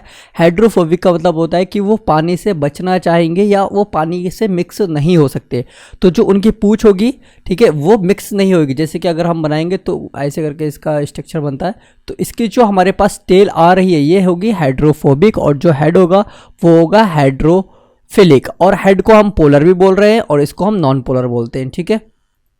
Toward in the inner part of this ensure that the non polar tail, और इसको क्या बोल रहा है? टेल को बोल रहा है non polar tail of the saturated hydrocarbon is protected from the aqueous environment. ये एक्वस इन्वायरमेंट से बचा कर रखती है, या कौन बचा कर रखती है? इसकी पूंछ। In addition to phospholipid membrane also contain cholesterol, ये बोल रहा है कि फॉस्फोलिपिड के साथ साथ हमारे को कोलेस्ट्रॉल भी देखने को मिलता है। Later biochemical investigation clearly revealed that the cell membrane also possesses protein and carbohydrate। जब इन्होंने बाद में और अच्छे तरीके से पढ़ाई की और अच्छे तरीके से इन्वेस्टिगेशन किया तो इनको बाद में पता चला कि जो सेल मेम्ब्रेन है वो प्रोटीन और कार्बोहाइड्रेट से मिलकर बनी है। The ratio of protein and lipid varies, protein का और लिपिड का जो रेशियो है वो वेरी करता है considerably in different cell types. अलग अलग सेल के अंदर अलग अलग हो सकता है कि किसी में प्रोटीन ज़्यादा होगी, किसी में लिपिड ज़्यादा होगा, तो वो सेल के ऊपर डिपेंड करता है। ऐसा नहीं कि हर इंसान की सेल के अंदर सेम प्रोटीन और सेम लिपिड देखने को मिल रहा है। In human being the membrane of the erythrocyte has approximately 52% protein. ये बोल रहा है कि जो एरिथ्रोसाइट्स है, एरिथ्रोसाइट्स का दूसरा नाम होता है आरबीसीज, उसके अंदर 52% प्रोटीन होती है एंड 40% लिपिड होता है। तो 50 यानी कि 52% हमारे पास क्या है? हमारे पास प्रोटीन है, और अगर हम बात करेंगे लिपिड की तो लिपिड है हमारे पास 40%। क्लासीफाई, अब यहाँ पर देखो, depending on the ease of extraction membrane protein can be classify as. ये बोल रहा है कि एक्सट्रैक्शन की वो कहाँ पे पड़ी हुई है या कहाँ पर वो बाहर निकली हुई है, ठीक है, प्रोटीन, उसको हमने भाई क्लासीफाई कर दिया है इंटीग्रल एंड पेरिफेरल। अगर वो अंदर है कहीं पे भी धसी हुई है तो उसको हम इंटीग्रल प्रोटीन बोल देते हैं, और अगर वो पेरिफेरल यानी कि ऊपर ही ऊपर सरफेस पे तो हम उसको पेरिफेरल भी बोल सकते हैं, ठीक है। Peripheral protein lie on the surface, बोल भी रहा है कि पेरिफेरल जो प्रोटीन होती है वो पाई जाती है ऊपर की सरफेस पे ऑफ मेम्ब्रेन, मेम्ब्रेन के। वेल द इंटरल प्रोटीन, जो इंटीग्रल प्रोटीन होती है, आर पार्शली और टोटली, यानी कि आधी भी देखने को मिलेगी और पूरी की पूरी भी देखने को मिलेगी, बर्ड इन द मेम्ब्रेन, यानी कि धसी हुई होगी मेम्ब्रेन के अंदर। तो यहाँ पर हमारे पास स्ट्रक्चर आ चुका है। तो यहाँ पर हमारे पास शुगर देखने को मिल रहा है, यह है पेरिफेरल प्रोटीन जो ऊपर की तरफ हमें देखने को मिल रही है, और ये है हमारे पास इंटीग्रल प्रोटीन जो अंदर की तरफ है। तो अंदर की तरफ हमने दो वाली बताई कि पूरी की पूरी धसी हुई भी हो सकती है और आधी भी हो सकती है, तो इसको भी हम इंटीग्रल प्रोटीन बोल सकते हैं, ठीक है। और यहाँ पर हमारे पास ये जो दिख रहे हैं ये बाइपोलर फॉस्फोलिपिड है, यहाँ पर इन्होंने लगा दिया निशान, ये हेड है, ओके, और इसकी ये जो टेल है, तो टेल जो है वो हाइड्रोफोबिक होती है और जो हेड है वो हाइड्रोफिलिक होता है, और हेड पोलर होता है और टेल जो है वो नॉन पोलर होती है। और साथ ही साथ हमारे को कोलेस्ट्रॉल भी देखने को मिलता है इसके साथ, फॉस्फोलिपिड के साथ, ठीक है। ये हमारा स्ट्रक्चर था सेल मेम्ब्रेन के, प्लाज्मा मेम्ब्रेन को बोल सकते हैं या सेल मेम्ब्रेन बोल सकते हैं हम इसको। तो ये जो स्ट्रक्चर हमारे को देखने को मिला ये है प्लाज्मा मेम्ब्रेन का स्ट्रक्चर, ठीक है। आगे चलते हैं। An approved model of the structure of cell membrane was proposed by Singer and Nicholson। यह बोल रहा है कि ये इम्प्रूव किया गया है स्ट्रक्चर इसका, किसने किया अप्रूव? ये थे भाई सिंगर और निकोलसन थे। 1972 में इन्होंने अप्रूव कर दिया कि हाँ जो स्ट्रक्चर है वो भाई बिल्कुल सही है, widely accepted as fluid mosaic model. और ये भाई पूरी की पूरी दुनिया में एक्सेप्ट किया गया, किसके द्वारा या किस नाम के द्वारा? उसका नाम था fluid mosaic model. According to this the quasi fluid nature of lipid enables lateral movement of protein within the overall bilayer। ये बोल रहा है कि जो फ्लूइड है नेचर के अंदर ऑफ लिपिड, लिपिड का, ये इनेबल कर देता है, मतलब जारी कर देता है मूवमेंट कि भाई हिल जुल सके protein within the overall bilayer, पूरी की पूरी बाइलेयर के अंदर। This ability to move within the membrane is measured as its fluidity. ये एबिलिटी, ये ताकत देता है, क्षमता देता है कि मेम्ब्रेन जो है वो बिल्कुल फ्लूइडिटी बह जाए, बिल्कुल आराम से तरल पदार्थ की तरह एकदम, समझ रहे हो, मेज़र कर सकें कि हाँ भाई कौन सी कहाँ तक है। The fluid nature of the membrane is also important. अगर हम फ्लूइड नेचर की बात करेंगे तो ये भी बहुत ज़्यादा इंपॉर्टेंट बात है। From the point of view of function like cell growth, कि भाई सेल की ग्रोथ कैसी हो रही है, फॉर्मेशन कैसा हो रहा है, इंटर सेलुलर जंक्शन कैसे हैं उनके बीच में, सिक्रीशन क्या कर रहा है, एंडोसाइटोसिस और सेल डिवीजन एक्सेट्रा। तो ये हमारे को देखना बहुत ज़्यादा ज़रूरी है कि भाई fluid nature of the membrane की, उसका जो नेचर है यानी कि मेम्ब्रेन का जो नेचर है या जो ढंग है वो कैसा है। भाई अच्छे से ग्रोथ कर पा रही है, अच्छे से फॉर्मेशन कर पा रही है, तब तो वो सेल अच्छी होगी, और अगर नहीं कर पा रही है तो फिर वो सेल थोड़ी डिफेक्टिव है या अच्छी नहीं है। ठीक है, आगे देखो, one of the most important function of the plasma membrane is the transport of the molecule across it. ये बोल रहा है कि भाई एक और हम इंपॉर्टेंट फंक्शन देख सकते हैं प्लाज्मा मेम्ब्रेन का, वो क्या है कि मॉलिक्यूल को ट्रांसपोर्ट कराना है, ठीक है, एक जगह से दूसरी जगह में। The membrane is selectively permeable, और ये बात हमने पहले बताई थी कि जो प्लाज्मा मेम्ब्रेन होती है वो सेलेक्टिवली परमेबल होती है to some molecule present on other side of it, जो उसके उस साइड में पड़े होते हैं उनके लिए। Many molecules can move briefly across the membrane without any requirement of energy, और काफ़ी हद तक ऐसे मॉलिक्यूल्स पाए जाते हैं जिनके ऊपर कोई भी एनर्जी खर्च नहीं होती है एक जगह से दूसरी जगह जाने पर। ठीक है, and this is called passive transport. ठीक है, तो उसको हम क्या बोलते हैं, पैसिव ट्रांसपोर्ट बोलते हैं, यानी कि अगर यहाँ से यहाँ पे अगर कोई भी चीज़ जा रही है और एनर्जी वेस्ट नहीं हो, दैट इज़ कॉल्ड पैसिव। ठीक है, ऐसे ही हर इंसान को काम करना चाहिए कि उनके पास जो पैसा है वो पैसिवली आए, ना कि एक्टिवली आए। देखो, काम करोगे तो पैसा मिलेगा तो क्या फ़ायदा, बैठे हो तब भी पैसा मिलना चाहिए, काम करो तब भी पैसा मिलना चाहिए। ठीक है, दोनों रास्तों पे पैसा मिलना चाहिए, तो वो ज़्यादा अच्छी चीज़ होगी। तो पैसिव ट्रांसपोर्ट में ऐसे ही होता है कि वहाँ पे एनर्जी की रिक्वायरमेंट नहीं होती है। न्यूट्रल सॉल्यूट में move across the membrane by the process of simple diffusion, और जो नेचुरल, हाँ न्यूट्रल बोल रहा हूँ ना मैं, न्यूट्रल, हाँ, जो न्यूट्रल सॉल्यूट्स होंगे वो क्या होगा, वो सिंपली डिफ्यूज कर जाएंगे एक जगह से दूसरी जगह अलोंग द कंसंट्रेशन ग्रेडियंट। वो ऐसा होगा कि कंसंट्रेशन के ऊपर डिपेंड करेगा। कंसंट्रेशन का मतलब होगा कि यहाँ पर मान लो एग्जांपल के तौर पे मॉलिक्यूल्स बहुत ज़्यादा है और यहाँ पर मॉलिक्यूल्स जो है वो बहुत कम है, 1 2 3, तो यहाँ से यहाँ पर मूव कर जाएंगे। भाई ये ऐसी कैसी मूव कर जाएंगे, कोई दिक्कत नहीं आ रही, तो ये हम बोलते हैं सिंपल डिफ्यूजन, या हम कह सकते हैं कंसंट्रेशन ग्रेडियंट के अकॉर्डिंग ही ये मूव कर रहे हैं।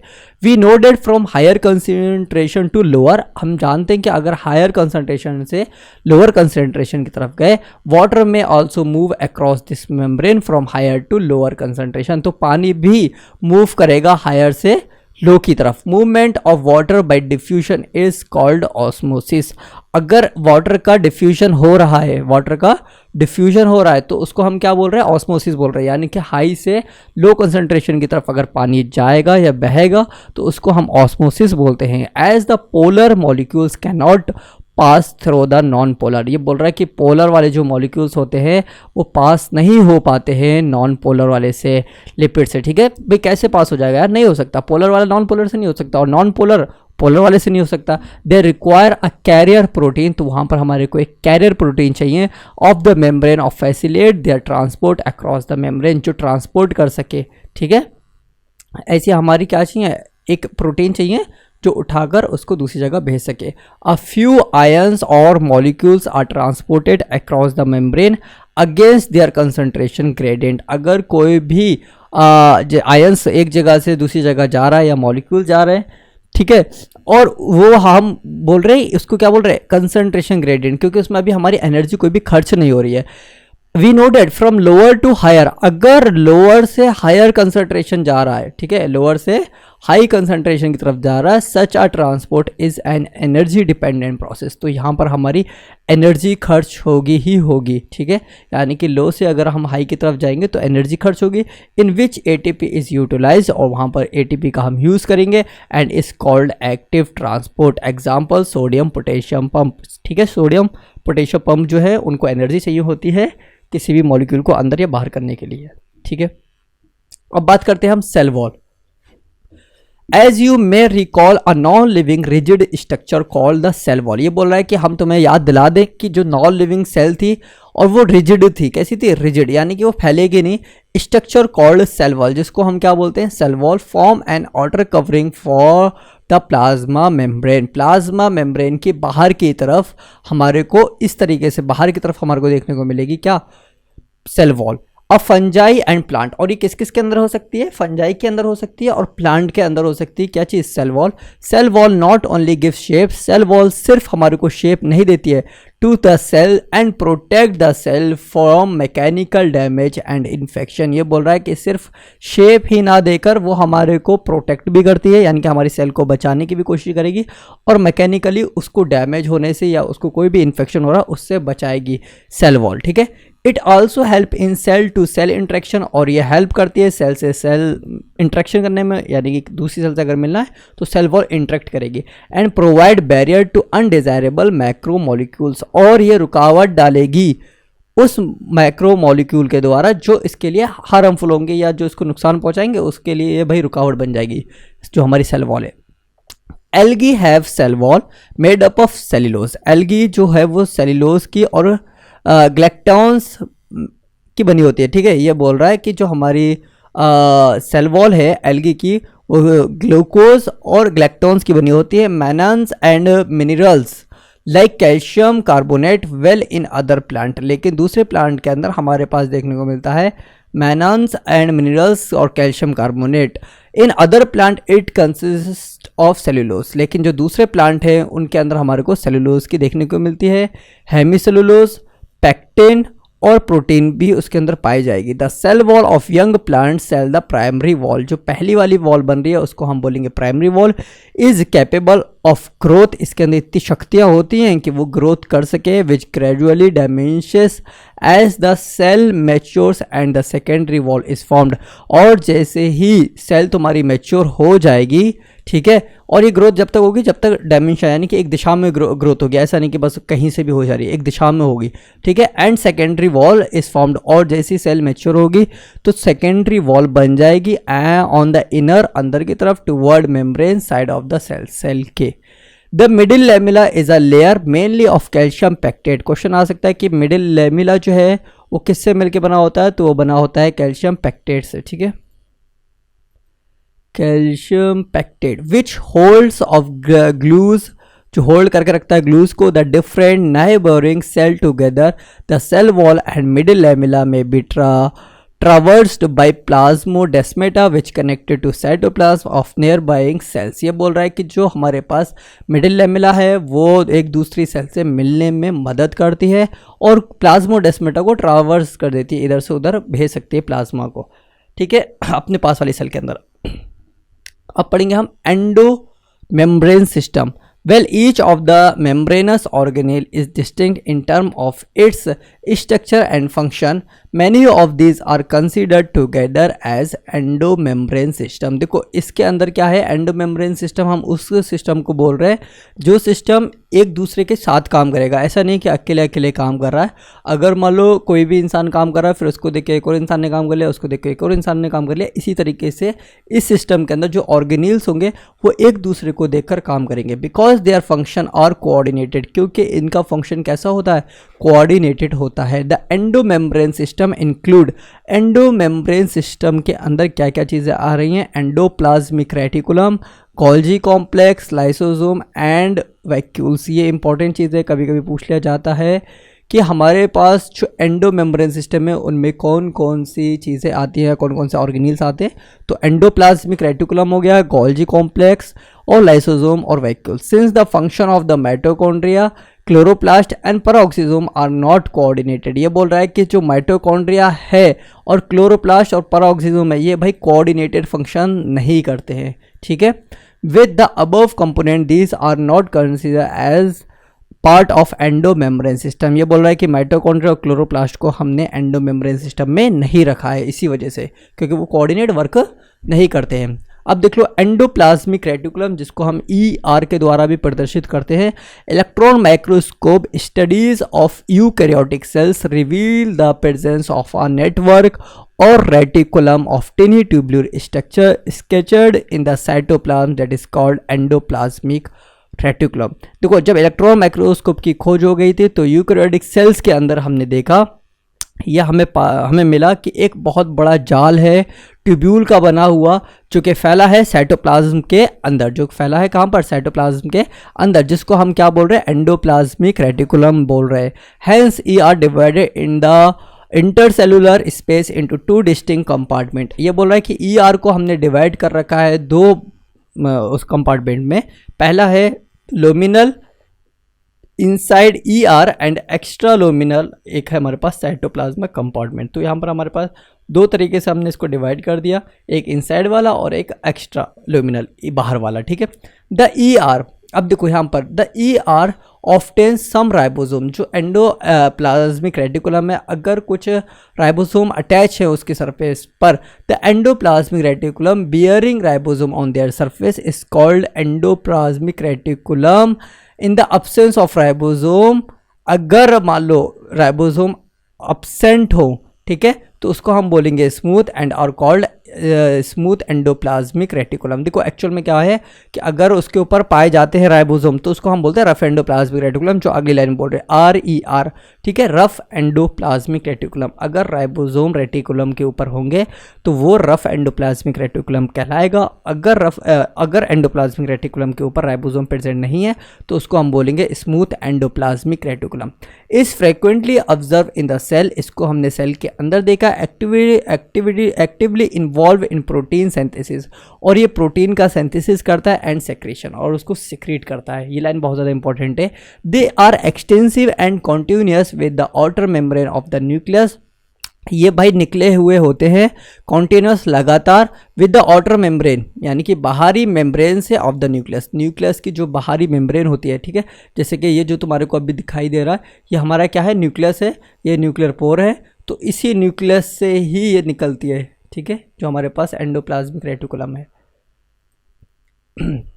The smooth endoplasmic reticulum is the major site for synthesis of lipid. देखो जो स्मूथ वाला हमारे पास एंडोप्लाज्मिक रेटिकुलम है वो क्या कर रहा है, सिंथेसिस करेगा किसका, लिपिड का। In animal cells lipid like steroidal hormones are synthesis smooth endoplasmic reticulum. ये पूछा जा सकता है कि स्टेरॉयडल हार्मोन किसके द्वारा सिंथेसिस होता है, तो वो स्मूथ एंडोप्लाज्मिक रेटिकुलम के द्वारा होता है। तुम स्मूथ को कैसे याद रखोगे, देखो मैं ऐसे याद रख सकते हो कि एस फॉर स्मूथ, ठीक है, स्मूथ का मतलब होता है चिकना, और जो लिपिड होगी तुम्हारी वो भी चिकनी होगी, यानी कि घी हो गया, तेल हो गया, तो वो चिकना चिकना हो गया। तो जो चिकनी चीज़ है वो उसी को सिंथेसिस करेगी। अब रफ तो भाई खुद रही है, वो तो प्रोटीन को करेगी, ठीक है, ऐसे याद रख सकते हो। आगे देखो गोल्जी एपरेटस कैम्लियो गोल्जी 1898, ये हमारे पास साइंटिस्ट था कैम्लियो गोल्जी। फर्स्ट ऑब्जर्व्ड, इसने सबसे पहले देखा डेंसली स्टेन्ड, और इसने उसके ऊपर डाई करा था reticular structure near the nucleus, जो न्यूक्लियस के पास में पाई गई, जिसके ऊपर स्टेन मतलब पेंट करा हुआ था। दीज वर लेटर नेम्ड, इसका बाद में नाम रखा गया Golgi bodies. They consist of many flat, इसके अंदर मतलब काफ़ी सारे फ्लैट चपटे चपटे देखने को मिले, डिस्क शेप देखने को मिला, और सिस्टर्नी ऑफ, और इसके अंदर सिस्टर्नी देखने को मिली of 0.5 macro to 1.0 macro diameter हमारे को देखने को मिला। देखो यहाँ पर ये तुम्हारे को दिखा रहा है, ये सिस्टर्नी बोल रहा है, ठीक है, यानी कि इस पूरे के पूरे हिस्से को हमने क्या बोला, सिस्टर्नी बोला है। ओके, आगे देख लीजिए। द गोल्जी सिस्टर्नी और कंसंट्रेटली अरेंज नियर द न्यूक्लियस, ये अरेंज होती हैं कहाँ पर, न्यूक्लियस के पास में, विद डिस्टिंक्ट कॉन्वेक्स, और ये कैसा बनाएंगी, कॉन्वेक्स बनाएंगे, और द फॉर्मिंग फेस, और जो इनका फेस होगा, एंड कॉनकेव ट्रांसफर, और जो इनका कॉनकेव आएगा वो दूसरी साइड में आ जाएगा, the maturing face. The cis and trans face of the organelle are entirely different but interconnected. ये बोल रहा है कि सिस और ट्रांस बिल्कुल अलग अलग फेस है, यानी कि उनके जो चेहरे हैं वो बिल्कुल अलग अलग है, लेकिन इंटरली डिफरेंट बट इंटरकनेक्टेड, लेकिन ये एक दूसरे से कनेक्टेड होती हैं, ठीक है। Convex concave, okay. The Golgi apparatus principally perform the function of packaging material. ये बोल रहा है कि जो हमारे पास गोल्जी apparatus है उसका फंक्शन क्या है कि पैकेजिंग करना किसी भी मटेरियल को, to be delivered either to intracellular target और सिक्रेटेड आउटसाइड द सेल। भाई इसका टारगेट ये है कि इंट्रा सेलुलर जो भी सेल के अंदर होगा उसको भाई क्या करना, पैकेज करना और सिक्रेट कर देना बाहर की तरफ। Material to be package in the form of vesicles, material को पैक किया जाता है एक वेसिकल्स की फॉर्म में, किसकी फॉर्म में, वेसिकल्स की फॉर्म में।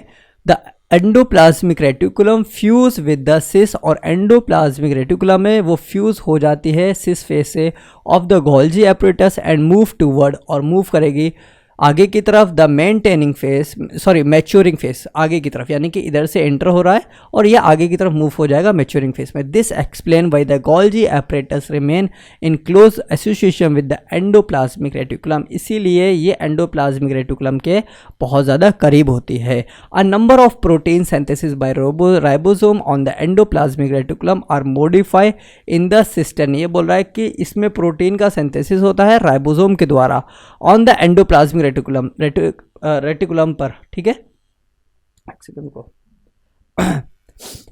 इन the cisternae of the Golgi apparatus before they are release form its trans face, और वो किसमें भाई रिलाइज, जैसे उसको पता लगेगा तो वो जो सिस्टर्नी है वो ट्रांसफॉर्म हो जाएगी, यानी कि बदल जाएगी तुम्हारे ट्रांसफेस में.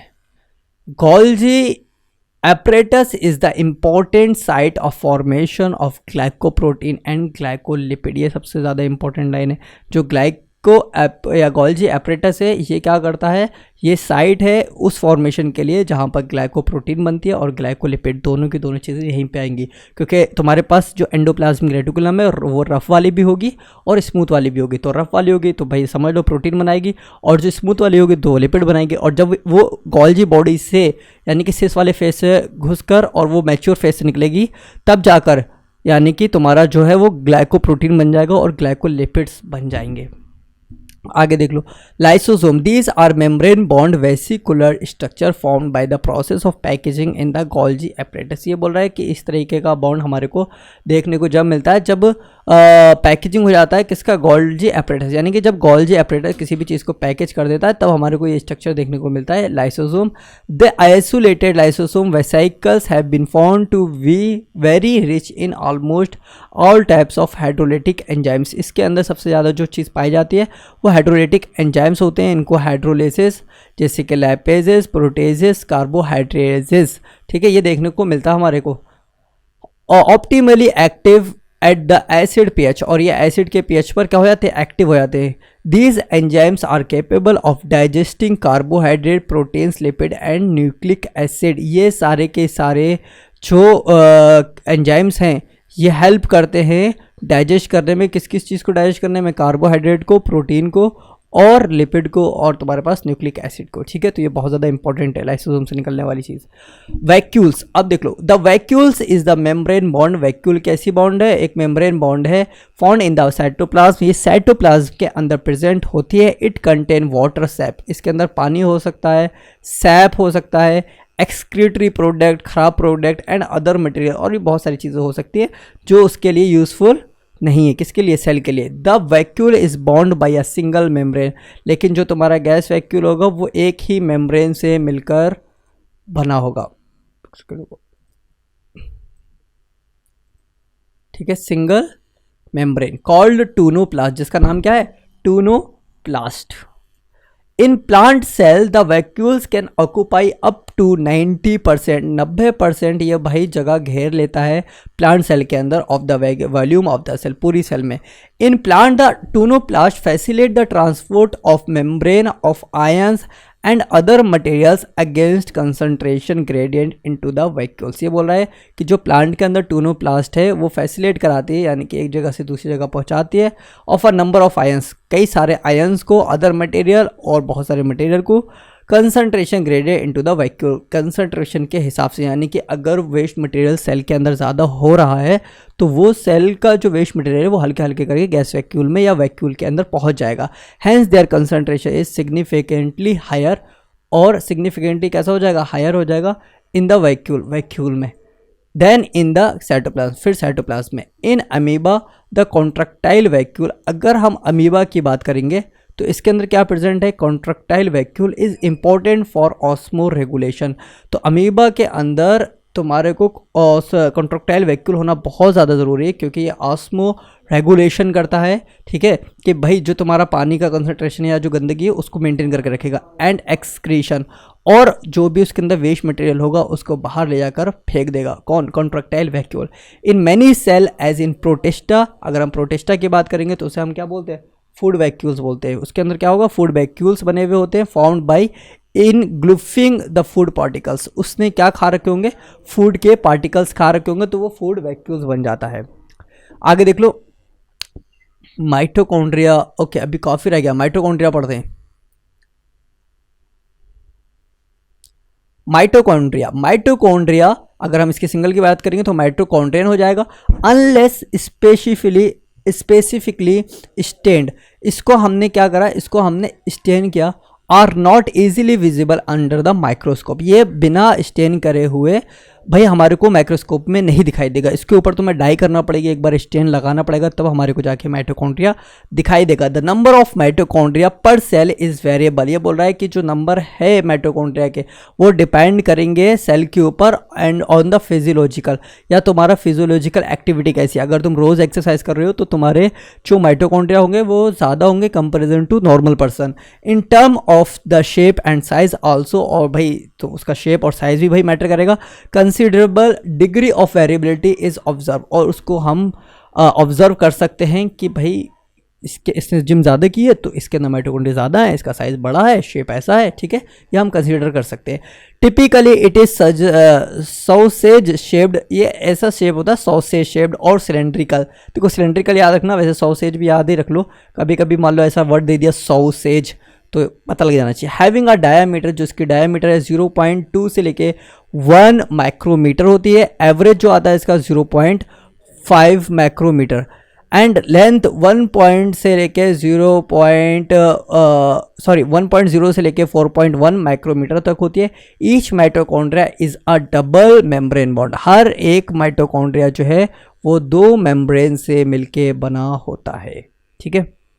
आगे देखो, with the outer membrane and the inner membrane dividing it's lumen distinctly into 2 aqueous compartment, यानी कि इसके अंदर एक्वस कंपार्टमेंट बन जाता है जब 2 लेयर बनती है, यानी कि एक लेयर और 2 लेयर के बीच में जगह खाली होती है, और उस लेयर के बीच में क्या होगा, एक्वस यानी कि पानी की तरह कुछ चीज़ होगी।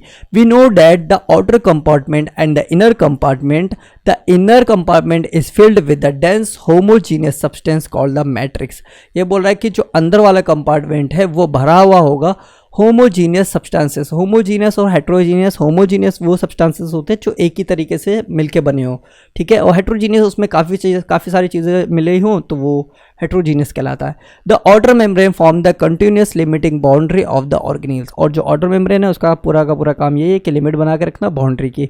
The inner membrane form a number of infolding, जो अंदर की मेम्ब्रेन है वो फोल्डिंग्स बनाएगी, यानी कि ऐसे करके जो तुम्हारे को फोल्ड्स दिखाई दे रहे हैं ये वाले, ऐसे ये अंदर वाली जो मेम्ब्रेन है वो फोल्ड्स बनाएगी, ठीक है। आगे देखो, कॉल्ड द क्रिस्टाई, ये बात याद रखना, उसमें हमने सिस्टर नहीं पढ़ी थी, इसमें क्रिस्टाई है, सिंगल क्रिस्टा आता है इसका। टूवर्ड द मैट्रिक्स, मैट्रिक्स की तरफ, the cristae increase the surface area, जो क्रिस्टाई है ना वो इंक्रीज कर देती है सरफेस एरिया को mitochondria. The 2 membrane have their own specific enzyme associated with the mitochondrial function, और ये जो 2 मेम्ब्रेन है भाई ये इनका बहुत ही अच्छा काम है माइटोकॉन्ड्रिया के अंदर। Mitochondria are the site of aerobic respiration, mitochondria भाई हमारे पास जो है वो एरोबिक रेस्पिरेशन में काम में आता है। देखो एक होता है एनाएरोबिक रेस्पिरेशन, एक होता है एरोबिक रेस्पिरेशन।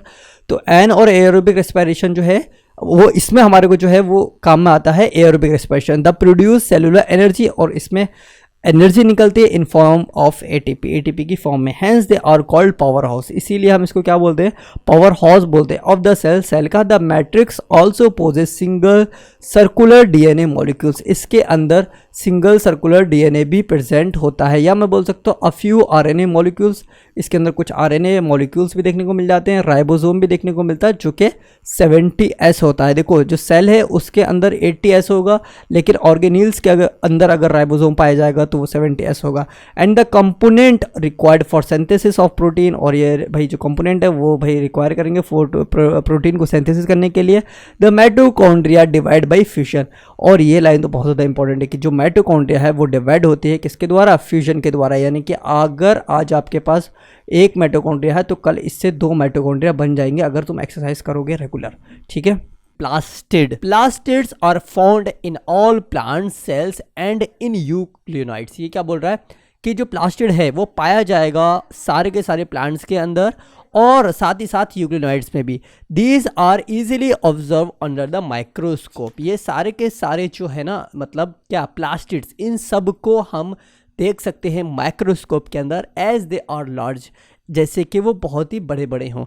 दे बेयर सम स्पेसिफिक पिगमेंट, इनके अंदर कुछ ना कुछ पिगमेंट पाया जाता है, थस इम्पॉर्टिंग स्पेसिफिक कलर, जिसकी वजह से इनके ऊपर कोई ना कोई कलर आ जाएगा टू द प्लांट। प्लांट में based on the type of pigment, ये डिपेंड करता है कि किस टाइप का पिगमेंट है उसके अंदर या प्लास्टिड है। Can be classify into chloroplast और क्रोमोप्लास्ट और लीकोप्लास्ट। यहाँ पर हमारे पास तीन तरीके के नाम दिए हैं, क्लोरोप्लास्ट, क्रोमोप्लास्ट और लीकोप्लास्ट। द क्लोरोप्लास्ट कंटेन क्लोरोफिल, जो क्लोरोप्लास्ट होगा उसके अंदर उसके अंदर पाया जाएगा क्लोरोफिल एंड कैरोटेनॉइड पिगमेंट, और दूसरा इसके अंदर जो पिगमेंट होगा वो कैरोटेनॉइड पिगमेंट होगा, which is responsible for trapping light energy essential for photosynthesis. जब इनके ऊपर एक तरीके से लाइट गिरेगी तो ये फोटोसिंथेसिस में हेल्प करेंगे, या बहुत ज़्यादा ज़रूरी होता है लाइट का गिरना जिससे कि फोटोसिंथेसिस हो सके।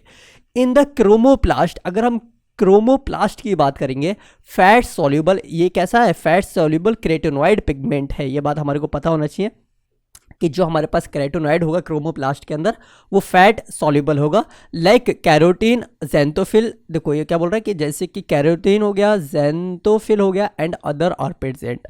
These gives the part of the plant and yellow, orange and red colour. ये इस हमारा प्लांट है या उसके अंदर जो भी फ्रूट्स आ रहे हैं या मान लो जो भी लीव्स है उनके अंदर जो कलर के चेंजेस होंगे वो भाई इसी की वजह से होंगे, कैरोटेनॉइड की वजह से। क्योंकि कौन कौन से चेंजेस आ सकते हैं कलर के अंदर, येलो, ऑरेंज और रेड कलर। द लीकोप्लास्ट, अगर हम लीकोप्लास्ट की बात करेंगे, आर द कलरलेस। तो लीको देखो WBC की वजह से आता है, लीकोसाइड्स होते हैं, तो लीकोप्लास्ट भी वहाँ से भी तुम याद रख सकते हो। तो लीकोप्लास्ट जो है वो कलरलेस होते हैं। Plastid of varied shape and size, जो प्लास्टिड है वो वेरी करेगा शेप और साइज में, विथ स्टोर्ड न्यूट्रिएंट, जो स्टोर करके रखता है न्यूट्रिएंट को। अब किस फॉर्म में स्टोर कर रखेगा ये देख लो, अमीलोप्लास्ट स्टोर कार्बोहाइड्रेट, स्टार्च, एग्जाम्पल है इसका पोटैटो। ठीक है, तो यहाँ पर हमारे को याद रखना है कि अगर हमारा फूड स्टोर हो रहा है या न्यूट्रिएंट स्टोर हो रहा है तो किस फॉर्म में हो रहा है, तो अगर मान लो कार्बोहाइड्रेट की फॉर्म में हो रहा है स्टोर तो उसको हम बोलते हैं अम्यूलोप्लास्ट, और उस एग्जाम्पल है पोटैटो। और आगे देखो इलियोप्लास्ट स्टोर्स ऑयल, ये जो इलियोप्लास्ट है ये स्टोर करके रखता है ऑयल को और फैट को। Clear, okay. The aleuroplast store protein, और जो एलेरोप्लास्ट है ये भाई रखता है तुम्हारे को किसको, प्रोटीन को स्टोर करके। तो हमारे पास यहाँ पर तीन चीज़ें आई, हमारे पास आया एम्योप्लास्ट, एलियोप्लास्ट और एलेरोप्लास्ट। तो एमिलियोप्लास्ट जो है वो कार्बोहाइड्रेट को स्टोर करता है, एलियोप्लास्ट जो है वो ऑयल और फैट को स्टोर करके रखता है, और एलेरोप्लास्ट जो है वो प्रोटीन को स्टोर करके रखता है। Majority of the chloroplast of the green plant are found in the mesophyll cells of the leaves. ये बोल रहा है कि ज़्यादातर जो क्लोरोप्लास्ट है वो पाया जाएगा हरे हरे प्लांट के अंदर, और साथ ही साथ इसके अंदर मेसोफिल सेल्स प्रेजेंट होंगी यानी कि इसकी लीफ में। दीज आर लेंस शेप्ड, ठीक है, ये किस शेप की हो सकती है, लेंस शेप की हो सकती हैं, और ओवल शेप की, स्फेरिकल, डिस्क्वाइड और इवन रिबन की जैसे भी हो सकती हैं। ऑर्गेनेल्स हैविंग वेरिएबल लेंथ, इनकी जो लेंथ है वो वेरी करेगी, 5 से 10 माइक्रोमीटर इनकी लेंथ हो गई, और जो इनकी चौड़ाई होगी वो 2 से 4 micrometre. Their number varies from 1 per cell of the Chlamydomonas a green alga to 20 से 40% सेल इन द मेसोफिल। ये बोल रहा है कि क्लेमेंडोमोनास के अंदर 1% तुम्हारे को देखने को मिलेगा, और साथ ही साथ जो ग्रीन एल्गा है उसमें 20 से 40% हमारे को देखने को मिलेगा मेसोफिल्स। लाइक माइटोकॉन्ड्रिया, अगर हम माइटोकॉन्ड्रिया की बात करें, the chloroplast are also double membrane bond, यानी कि ये बोल रहा है कि जो माइटोकॉन्ड्रिया है और क्लोरोप्लास्ट है ये दोनों के दोनों डबल मेम्ब्रेन बॉन्ड है। Of the two the inner chloroplast membrane is relatively less permeable, जो अंदर की लेयर होगी क्लोरोप्लास्ट की वो लेस परमेबल होगी, मतलब परमेबल है लेकिन बहुत ज़्यादा कम परमेबल है। The space limited by the inner membrane of the chloroplast is called stroma. ये बोल रहा है कि अंदर की साइड में यानी कि क्लोरोप्लास्ट के अंदर की साइड में जो खाली जगह प्रेजेंट है उसको हम क्या बोलते हैं, स्ट्रोमा। देखो ये वाली जो खाली जगह प्रेजेंट है इसको हम क्या बोल रहे हैं, स्ट्रोमा बोल रहे हैं। A number of organised flattened membranous sac called thylakoids, ये बोल रहा है कि एक ऑर्गेनाइज में लगे हुए हैं नंबर के हिसाब से, उसको हम क्या बोल रहे हैं, थैलेकोइड्स बोल रहे हैं। ये तुम्हारे को देखने को मिलेगा, ये दिख रहा है, ये थैलेकोइड्स बोल रहा है। इसको एक को हमने क्या बोला, थैलेकोइड्स बोल रहे हैं, जो नंबरों में अरेंज है बिल्कुल बेहतरीन तरीके से। आर प्रेजेंट इन स्ट्रोमा, जो कि पाए जा रहे हैं स्ट्रोमा में। Thylakoids are arrange in stacks like the piles of a coins called grana. अब ये बोल रहा है कि जो थैलेकोइड्स हैं वो इस तरीके से लगे हुए हैं जैसे कि एक कॉइन के ऊपर एक कॉइन के ऊपर ऐसे रखे हुए कि भाई एक के ऊपर चढ़ते हुए चले जा रहे हैं, तो इसको हम बोल रहे हैं ग्रेना। और जिसका सिंगुलर आता है ग्रेनम। ओके, आगे देखिए। और द इंटर ग्रेनुअल थैलाकॉइड्स, या हम बोल सकते हैं इसको इंटर ग्रेनुअल थैलाकॉइड्स, अंदर की तरफ पाए जाने वाले एक दूसरे के ऊपर, that is called intra granal thylakoids. In addition there are flat membranous tubules called stroma lamella. यहाँ पर ये बोल रहा है कि एक मेम्ब्रेनस चपटे चपटे आकार के ट्यूब्यूल्स होंगे जिसको हम क्या बोलते हैं, स्ट्रोमा लेमिलाई बोलते हैं। कनेक्टिंग द थैलेकोइड्स, जो कनेक्ट करते हैं थैलेकोइड से ऑफ द डिफरेंट ग्रेना, और अलग अलग ग्रेनास से। ठीक है, जैसे कि इसमें दिखा है इनर मेम्ब्रेन थैलेकोइड स्ट्रोमा लेमिला। ये देखो, ये वाला देखो, ये देखो, ये एक दूसरे से कनेक्ट करा रहे हैं, तो इसको हम बोलते हैं stroma lamina. The membrane of the thylakoids enclose a space called a lumen, जो उनके बीच में जगह है खाली है उसको हम बोल रहे हैं lumen. The stroma of the chloroplast contain enzymes required for synthesis of carbohydrate and protein. Stroma, भाई स्ट्रोमा के अंदर जो खाली जगह है, यानी क्लोरोप्लास्ट के अंदर जो स्ट्रोमा है, जो खाली जगह है, उधर ऐसे ऐसे एंजाइम्स होंगे जो कार्बोहाइड्रेट को सिंथेसिस कर दें और प्रोटीन को भी सिंथेसिस कर सके, सिंथेसिस मतलब बना सके। It also contain some double standard circular DNA molecules and ribosome.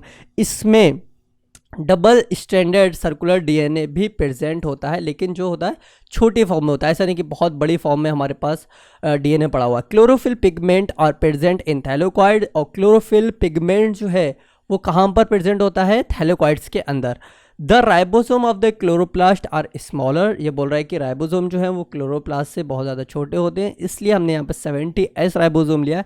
Then the cytoplasmic ribosome is a 80S। लेकिन साइटोप्लाज्म के अंदर जो राइबोसोम पड़े हुए होंगे वो 80S होंगे, लेकिन जो हमारे पास क्लोरोप्लास्ट के अंदर राइबोसोम है वो 70S पाए जाएंगे। अब देख लो ribosomes, ribosomes are the granular structure. Ribosome जो है वो ग्रैनुलर स्ट्रक्चर है। फर्स्ट ऑब्जर्व, सबसे पहले ऑब्जर्व किया गया under the electron microscope as dense particle by Gregor Palade. ये देखो एक साइंटिस्ट था, इसने भाई 1953 के अंदर क्या किया, सबसे पहले इसने देखा राइबोसोम को। ठीक है, they are composed of ribonucleic acid, और बताया इसने कि ये मिलकर बना है राइबोन्यूक्लिक एसिड से, एंड प्रोटीन, और प्रोटीन से, and are not surrounded by any membrane, लेकिन ये किसी भी मेम्ब्रेन से सराउंडेड नहीं है, यानी कि घिरा हुआ नहीं है। The eukaryotic ribosomes are 80S, ये बोल रहा है यूकैरियोटिक के जो राइबोसोम्स होंगे वो 80S होंगे, well the prokaryotic ribosome 70S। Each ribosome has 2 सब unit, a larger and the smaller सब यूनिट। द 2 सब unit of 80S are 60S से 40S होगा, well that of 70S ribosome are 15S से 30S। Here S is a Sedberg unit, stand for the sedimentation coefficient. It is indirectly measure of density and size. इसको हम भाई indirectly नाप सकते हैं density में और इसकी size में। Both 70S and 80S ribosome are composed of 2 subunits.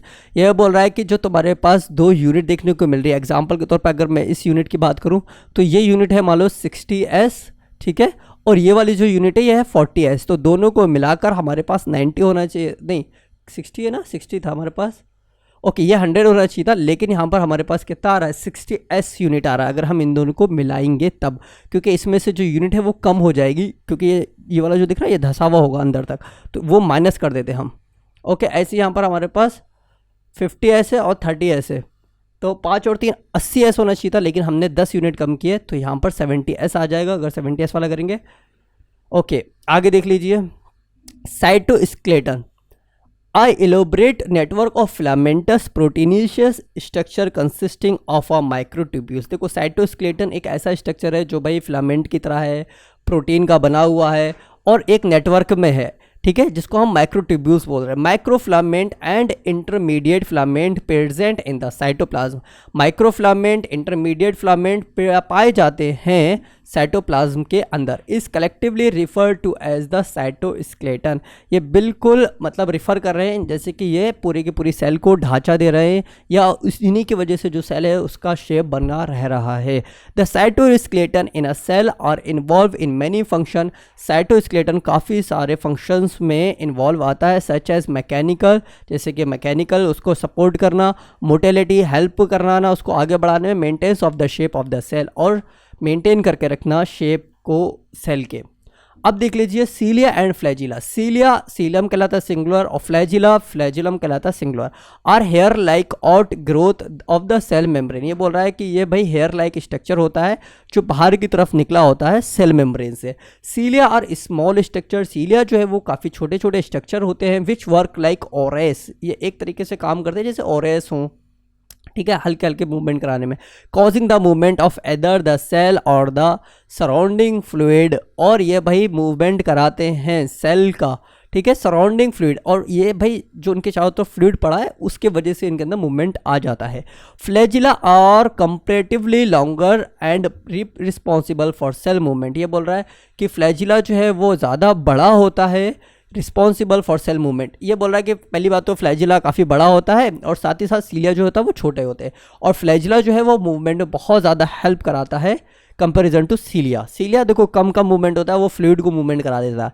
आगे देख लीजिए, the prokaryotic bacteria also possess flagella.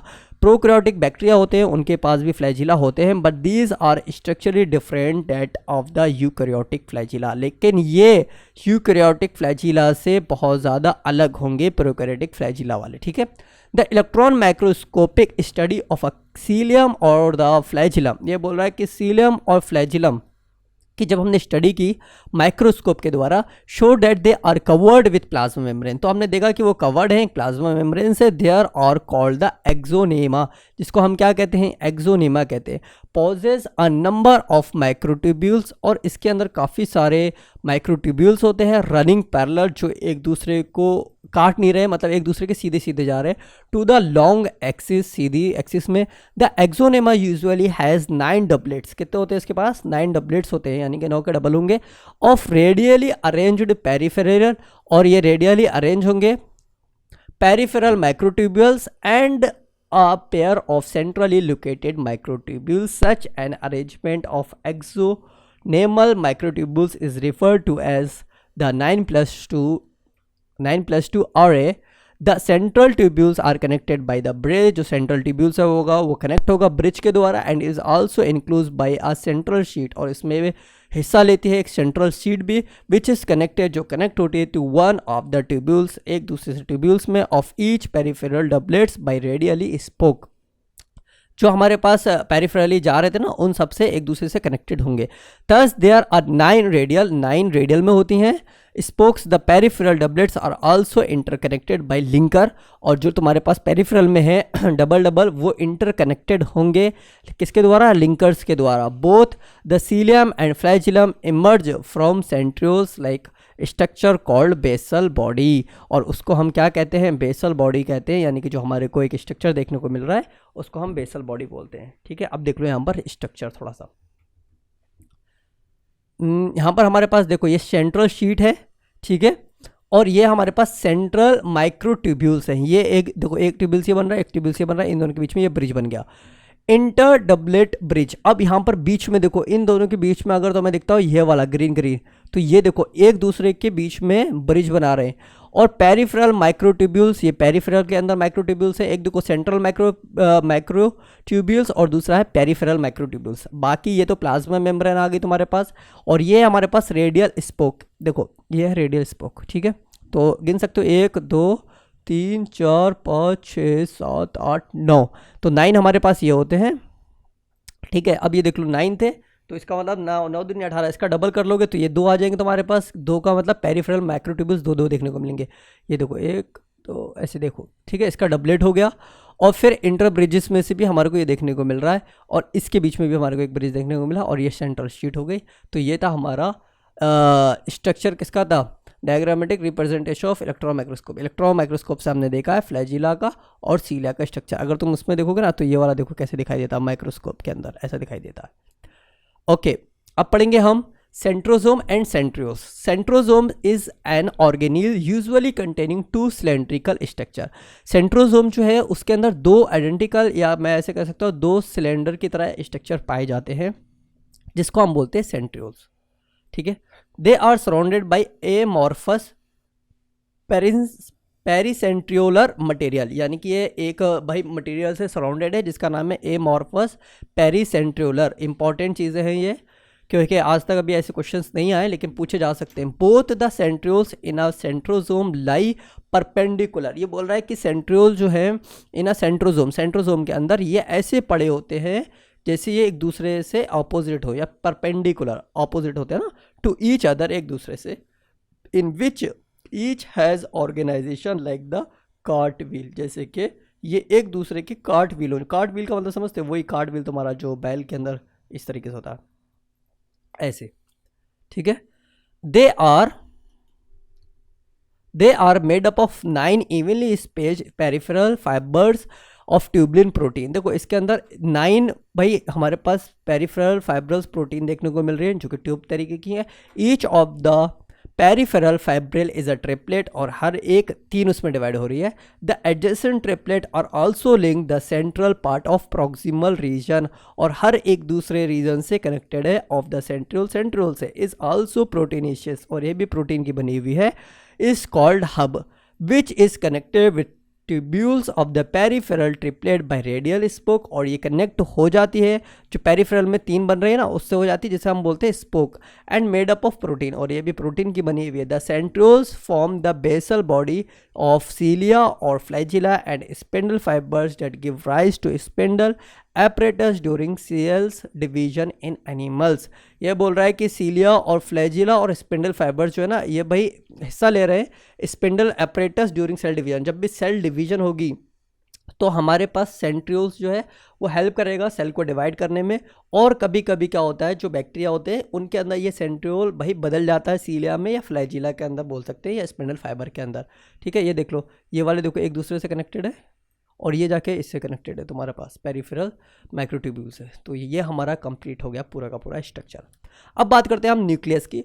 Nucleus as a cell organelle was first discovered by Robert Brown. ये हमने पहली चैप्टर यानी कि इसी चैप्टर के अंदर हमने पहले पेज में पढ़ा था कि रॉबर्ट ब्राउन ने सबसे पहले न्यूक्लियस की खोज की थी। एज ईयरली 1831, कब की थी इसने? 1831 में की थी। Later the material of the nucleus stain by the basic dyes was given the name chromatin by Flemming. ओहो, ये बोल रहा है कि जब भाई तुम्हारे को इसका क्रोमेटिन जो था उसकी जो खोज की गई या उसका जो नाम रखा गया वो फ्लेमिंग नाम रखा गया। बाय फ्लेमिंग नहीं, फ्लेमिंग ने भाई इसको खोज की थी शायद। फ्लेमिंग हमारा साइंटिस्ट था। ठीक है, later the material of the nucleus stain by the basic dyes. ये बोल रहा है कि लेटर द मटेरियल, बाद में मटेरियल को हमने डाई किया यानी कि न्यूक्लियस को डाई किया। वाज गिवन द नेम, फिर नेम दिया गया क्रोमेटिन बाय फ्लेमिंग। फ्लेमिंग के द्वारा क्रोमेटिन नाम दिया गया। The interface nucleus cell when is not dividing has highly extend and elaborate nucleoprotein fibers called chromatin। ये बोल रहा है कि भाई जो इंटरफेस के अंदर न्यूक्लियस पाया जाता है अगर वो डिवाइडिंग नहीं कर रहा है, ठीक है, तो वो कहलाएगा chromatin. Nuclear matrix and one और मोर स्फेरिकल बॉडीज कॉल्ड न्यूक्लियर। यहाँ पे क्या बोल रहा है कि एक या एक से ज़्यादा अगर स्फेरिकल बॉडीज प्रेजेंट हैं उसके अंदर तो वो न्यूक्लियाई कहलाता है। Electron microscopy has revealed, electron microscope से पता चल चुका था that the nuclear envelope which consist of 2 parallel membrane with a space between 10 to 15 nanometre called perinuclear space. देखो ये क्या बोल रहा है कि जब माइक्रोस्कोपी की खोज हो गई थी तब जाकर न्यूक्लियर इन्वेलप में हमने 2 मेम्ब्रेन देखने को मिली जिनके बीच में जगह खाली थी, और जगह कितनी खाली थी? 10 से लेकर 50 नैनोमीटर, जिसको हम पेरी न्यूक्लियर स्पेस बोल रहे हैं। Form a barrier between the material present, और ये बैरियर मतलब रुकावट डालते हैं जो मटेरियल प्रेजेंट है इनसाइड द न्यूक्लियस के अंदर ऑफ द साइटोप्लाज्म के। ठीक है, न्यूक्लियस के और साइटोप्लाज्म के अंदर जो रुकावट डालेंगे वो डालेगा भाई हमारा कौन, पेरी न्यूक्लियर स्पेस, ठीक है, उस जगह की वजह से रुकावटें आएंगी। The outer membrane usually remain continuous with the endoplasmic reticulum and also bears ribosome on it. ये बोल रहा है कि जो बाहर वाली मेम्ब्रेन होगी उसमें लगातार भाई एंडोप्लाज्मिक रेटिकुलम देखने को मिलेगी, और साथ ही साथ जो एंडोप्लाज्मिक रेटिकुलम है उसके ऊपर कभी कभी तुम्हारे को राइबोसोम भी देखने को मिल जाएंगे। जैसे ही राइबोसोम देखने को मिल जाएंगे तो वो रफ एंडोप्लाज्मिक रेटिकुलम कहलाएगी। At a number of places the nuclear envelope is interpreted by many pores. ये बोल रहा है कि न्यूक्लियर इन्वेलप जो है उसके अंदर छेद होंगे जिसको हम मैंट पोर्स भी कहते हैं, which are found by the fusion of its two membrane. वो जब बनते हैं जब कभी भी मेम्ब्रेन जो है ना वो फ्यूज़ कर जाए, एक दूसरे चिपक जाए, तब वो पोर बन जाते हैं। These nuclear pore are the passes through which movement of RNA and protein molecules. ये जो न्यूक्लियर छेद है इसका काम है आरएनए को और प्रोटीन के मॉलिक्यूल को place in both direction between the nuclear and cytoplasm, यानी कि न्यूक्लियस को और साइटोप्लाज्म में से इसको बाहर भी निकाल सके और अंदर भी ला सके। मान लो आरएनए ने अंदर काम कर दिया न्यूक्लियस के अंदर, तो अब आरएनए को बाहर जाना है तो आरएनए उन्हीं न्यूक्लियर पोर के द्वारा बाहर जाएगा, या वो जो प्रोटीन बन रही है वो भी साइटोप्लाज्म में उन छेद के द्वारा ही बाहर जाएगी, ठीक है। Normally there is only one nucleus per cell. ये बोल रहा है कि नॉर्मली हमें क्या देखने को मिलता है, एक ही न्यूक्लियस देखने को मिलता है एक सेल के अंदर। Variation in the number of nuclei are also frequently observe. लेकिन हमने ये भी देखा है कभी कभी कि एक सेल के अंदर दो दो न्यूक्लियस भी देख लिए हैं इन्होंने। Can you recollect the names of organism that have more than one nucleus पर सेल्स। ये बोल रहा है कि क्या तुम बता सकते हो कि किसके अंदर एक न्यूक्लियस से ज़्यादा पाया जाता है, यानी कि एक सेल के अंदर दो न्यूक्लियस पाया जाता है। ऐसा कोई तुम्हारे को एग्जांपल पता है तो कमेंट में बताओ यार।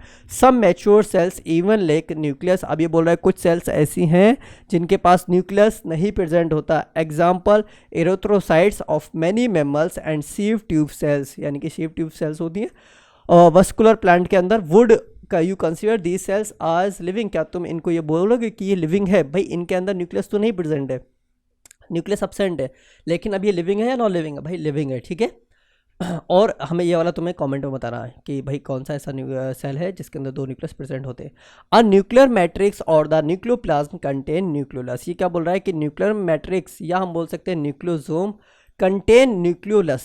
ये कंटेन क्या करता है? न्यूक्लियोलस को कंटेन करता है, यानी कि इसके अंदर पाया जाता है न्यूक्लियोलस एंड क्रोमेटिन, और क्रोमेटिन पाया जाएगा। द न्यूक्लियाई आर स्फेरिकल, और जो न्यूक्लियाई होगा वो स्फेरिकल स्ट्रक्चर में होगा। प्रेजेंट इन द न्यूक्लियोप्लाज्म, और ये प्रेजेंट होगा न्यूक्लियोप्लाज्म के अंदर। देखो एक होता है साइटोप्लाज्म, एक होता है न्यूक्लियोप्लाज्म। तो न्यूक्लियोप्लाज्म हम उससे बोलते हैं जो न्यूक्लियस के अंदर प्लाज्मा प्रेजेंट होता है, दैट इज कॉल्ड न्यूक्लियोप्लाज्म। और सेल के अंदर जो प्रेजेंट है प्लाज्मा उसको हम बोलते हैं cytoplasm. The content of nucleolus is continuous with the rest of the nucleoplasm as it is not membrane bound structure. ये बोल रहा है कि न्यूक्लियोलस जो है वो कंटिन्यूअस रेस्ट पर रहता है और न्यूक्लियोप्लाज्म जो है वो नॉन मेम्ब्रेन स्ट्रक्चर होता है। It is a site of active ribosomal RNA synthesis. ये एक ऐसी साइट है जहाँ पर आरएनए क्या करता है? सिंथेसिस करता है, यानी कि आरएनए बन सकता है न्यूक्लियोप्लाज्म के अंदर या हम बोल सकते हैं न्यूक्लियोलस के अंदर। Larger and more numerous nuclei are present in cell actively carrying out protein synthesis। यह बोल रहा है काफ़ी मात्रा में न्यूमरस न्यूक्लाई होती हैं, पाई जाती हैं सेल के अंदर, जो कैरी करते हैं प्रोटीन को सिंथेसिस में, यानी कि प्रोटीन को बनाने में। You may recall that the interface nucleus has a loss and interesting network of nucleoprotein fibres called chromatin. ये बोल रहा है लाओ हमें तुम्हें याद दिला दे कि इंटरफेस के अंदर जो तुम्हें न्यूक्लियस देखने को मिला है वो ऐसे नेटवर्क से बना होता है जिसे हम न्यूक्लियोप्रोटीन बोलते हैं, ठीक है। और जब वो बहुत ज़्यादा नेटवर्क पास हो जाता है तो उसे हम क्रोमेटिन बोलने लगते हैं। बट ड्यूरिंग डिफरेंट स्टेजेस, जैसे जैसे वो अलग स्टेजेस में आएगा ऑफ सेल डिवीजन के, cell show structure chromosome. Cell क्या शो करने लगेगा? जैसे कि वो एक क्रोमोसोम है in place of the nucleus की जगह पर। Chromatin contain DNA and some basic protein called histone protein. देखिए ये बोल रहा है कि क्रोमेटिन कंटेन डीएनए क्रोमेटिन जो है वो मिलके बना है डीएनए से, एंड सम बेसिक प्रोटीन, और कुछ प्रोटीन्स होती हैं जिनको हम क्या बोलते हैं? हिस्टोन्स बोलते हैं। सम नॉन हिस्टोन प्रोटीन, कुछ ऐसी होती हैं जो नॉन हिस्टोन होती हैं, एंड आल्सो आरएनए। देखो हिस्टोन और नॉन हिस्टोन जो है ये अपना पढ़ेंगे मॉलिक्यूलर बेसिस ऑफ इनहेरिटेंस में, उसमें तुम्हारे क्लियरली समझ में आ जाएगा। A single human cell has approximately 2 metre long thread. देखो कितने मीटर बताया? 2 मीटर लॉन्ग बताया, यहाँ पर 2 मीटर लॉन्ग बताया, लेकिन अगर तुम मॉलिक्यूलर बेसिस ऑफ इनहेरिटेंस पढ़ोगे तो वहाँ पर 2.2 मीटर लॉन्ग बताया, ठीक है। Thread of DNA distributed among it's 46 या 23 पेयर्स, ठीक है। कितने पेयर्स आ रहे हैं? 23 पेयर्स क्रोमोसोम्स के होंगे। ये तो पता होना चाहिए, 46 क्रोमोसोम्स होते हैं, और पेयर में अगर हम बात करेंगे तो 23 जोड़ी पेयर होंगे। You will study the detail of DNA packaging in the form of chromosome in class 12। ये बोल रहा है कि क्लास 12 के अंदर तुम पढ़ोगे कि किस तरीके से पैकेज होता है और किस तरीके से क्रोमोसोम बनता है। Every chromosome visible in only in dividing cells. Her chromosome भाई पता जब लग पाता है जब वो डिवाइडिंग सेल में जाता है। Essential has a primary constriction of the centrosome, और उसमें एक बीच में एक सेंट्रोमर पाया जाता है, सेंट्रोमर पाया जाता है on the side of which disc shaped, जो कैसे शेप का होता है? डिस्क शेप का होता है, जिससे हम बोलते हैं काइनेटोकोर। देखो एक हमारे को सेंट्रोसोम देखने को मिला और एक हमारे को डिस्क शेप देखने को मिला, जिसको हम क्या बोलते हैं? काइनेटोकोर बोलते हैं, ठीक है। आर प्रेजेंट सेंट्रोमर्स होल्ड 2 क्रोमेटिड, लेकिन जो सेंट्रोमर्स होता है उसका काम है 2 क्रोमेटिन को होल्ड करके रखना। यानी कि अगर मैं इसकी बात करूं, एक क्रोमेटिन ये है, एक क्रोमेटिन ये है, तो इसके बीच में हमारे पास क्या आता होगा? काइनेटोकोर आएगा, ठीक है।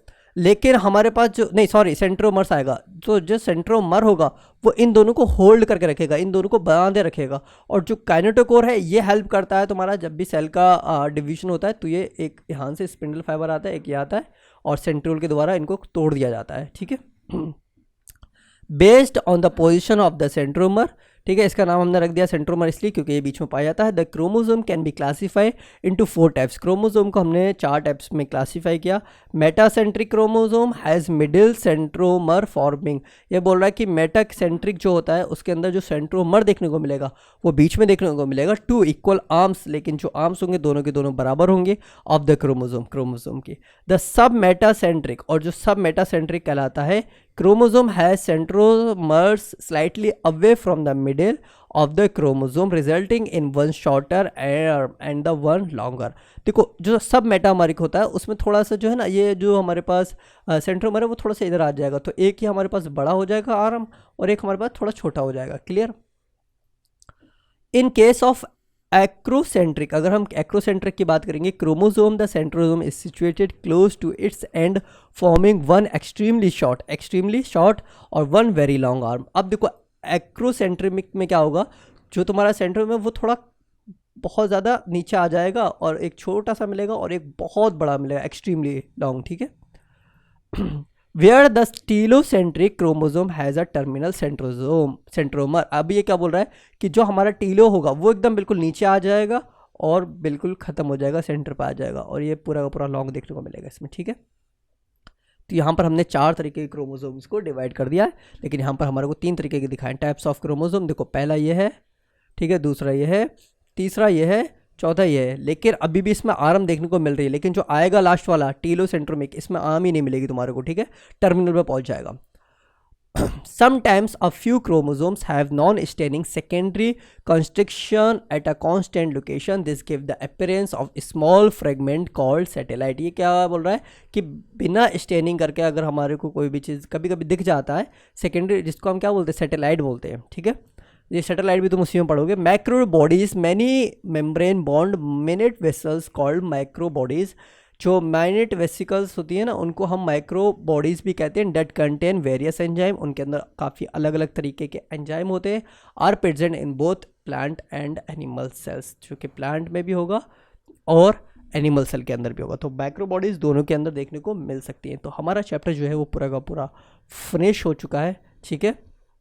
और भाई अब तक अगर तुम मेरी वीडियो देख रहे हो तो यार लाइक वाइक कर दो, ठीक है। हमने पूरा चैप्टर कंप्लीट कर दिया है। और अगर हाईलाइटर वाली तुम्हारे को एनसीईआरटी चाहिए तो कमेंट में बता देना।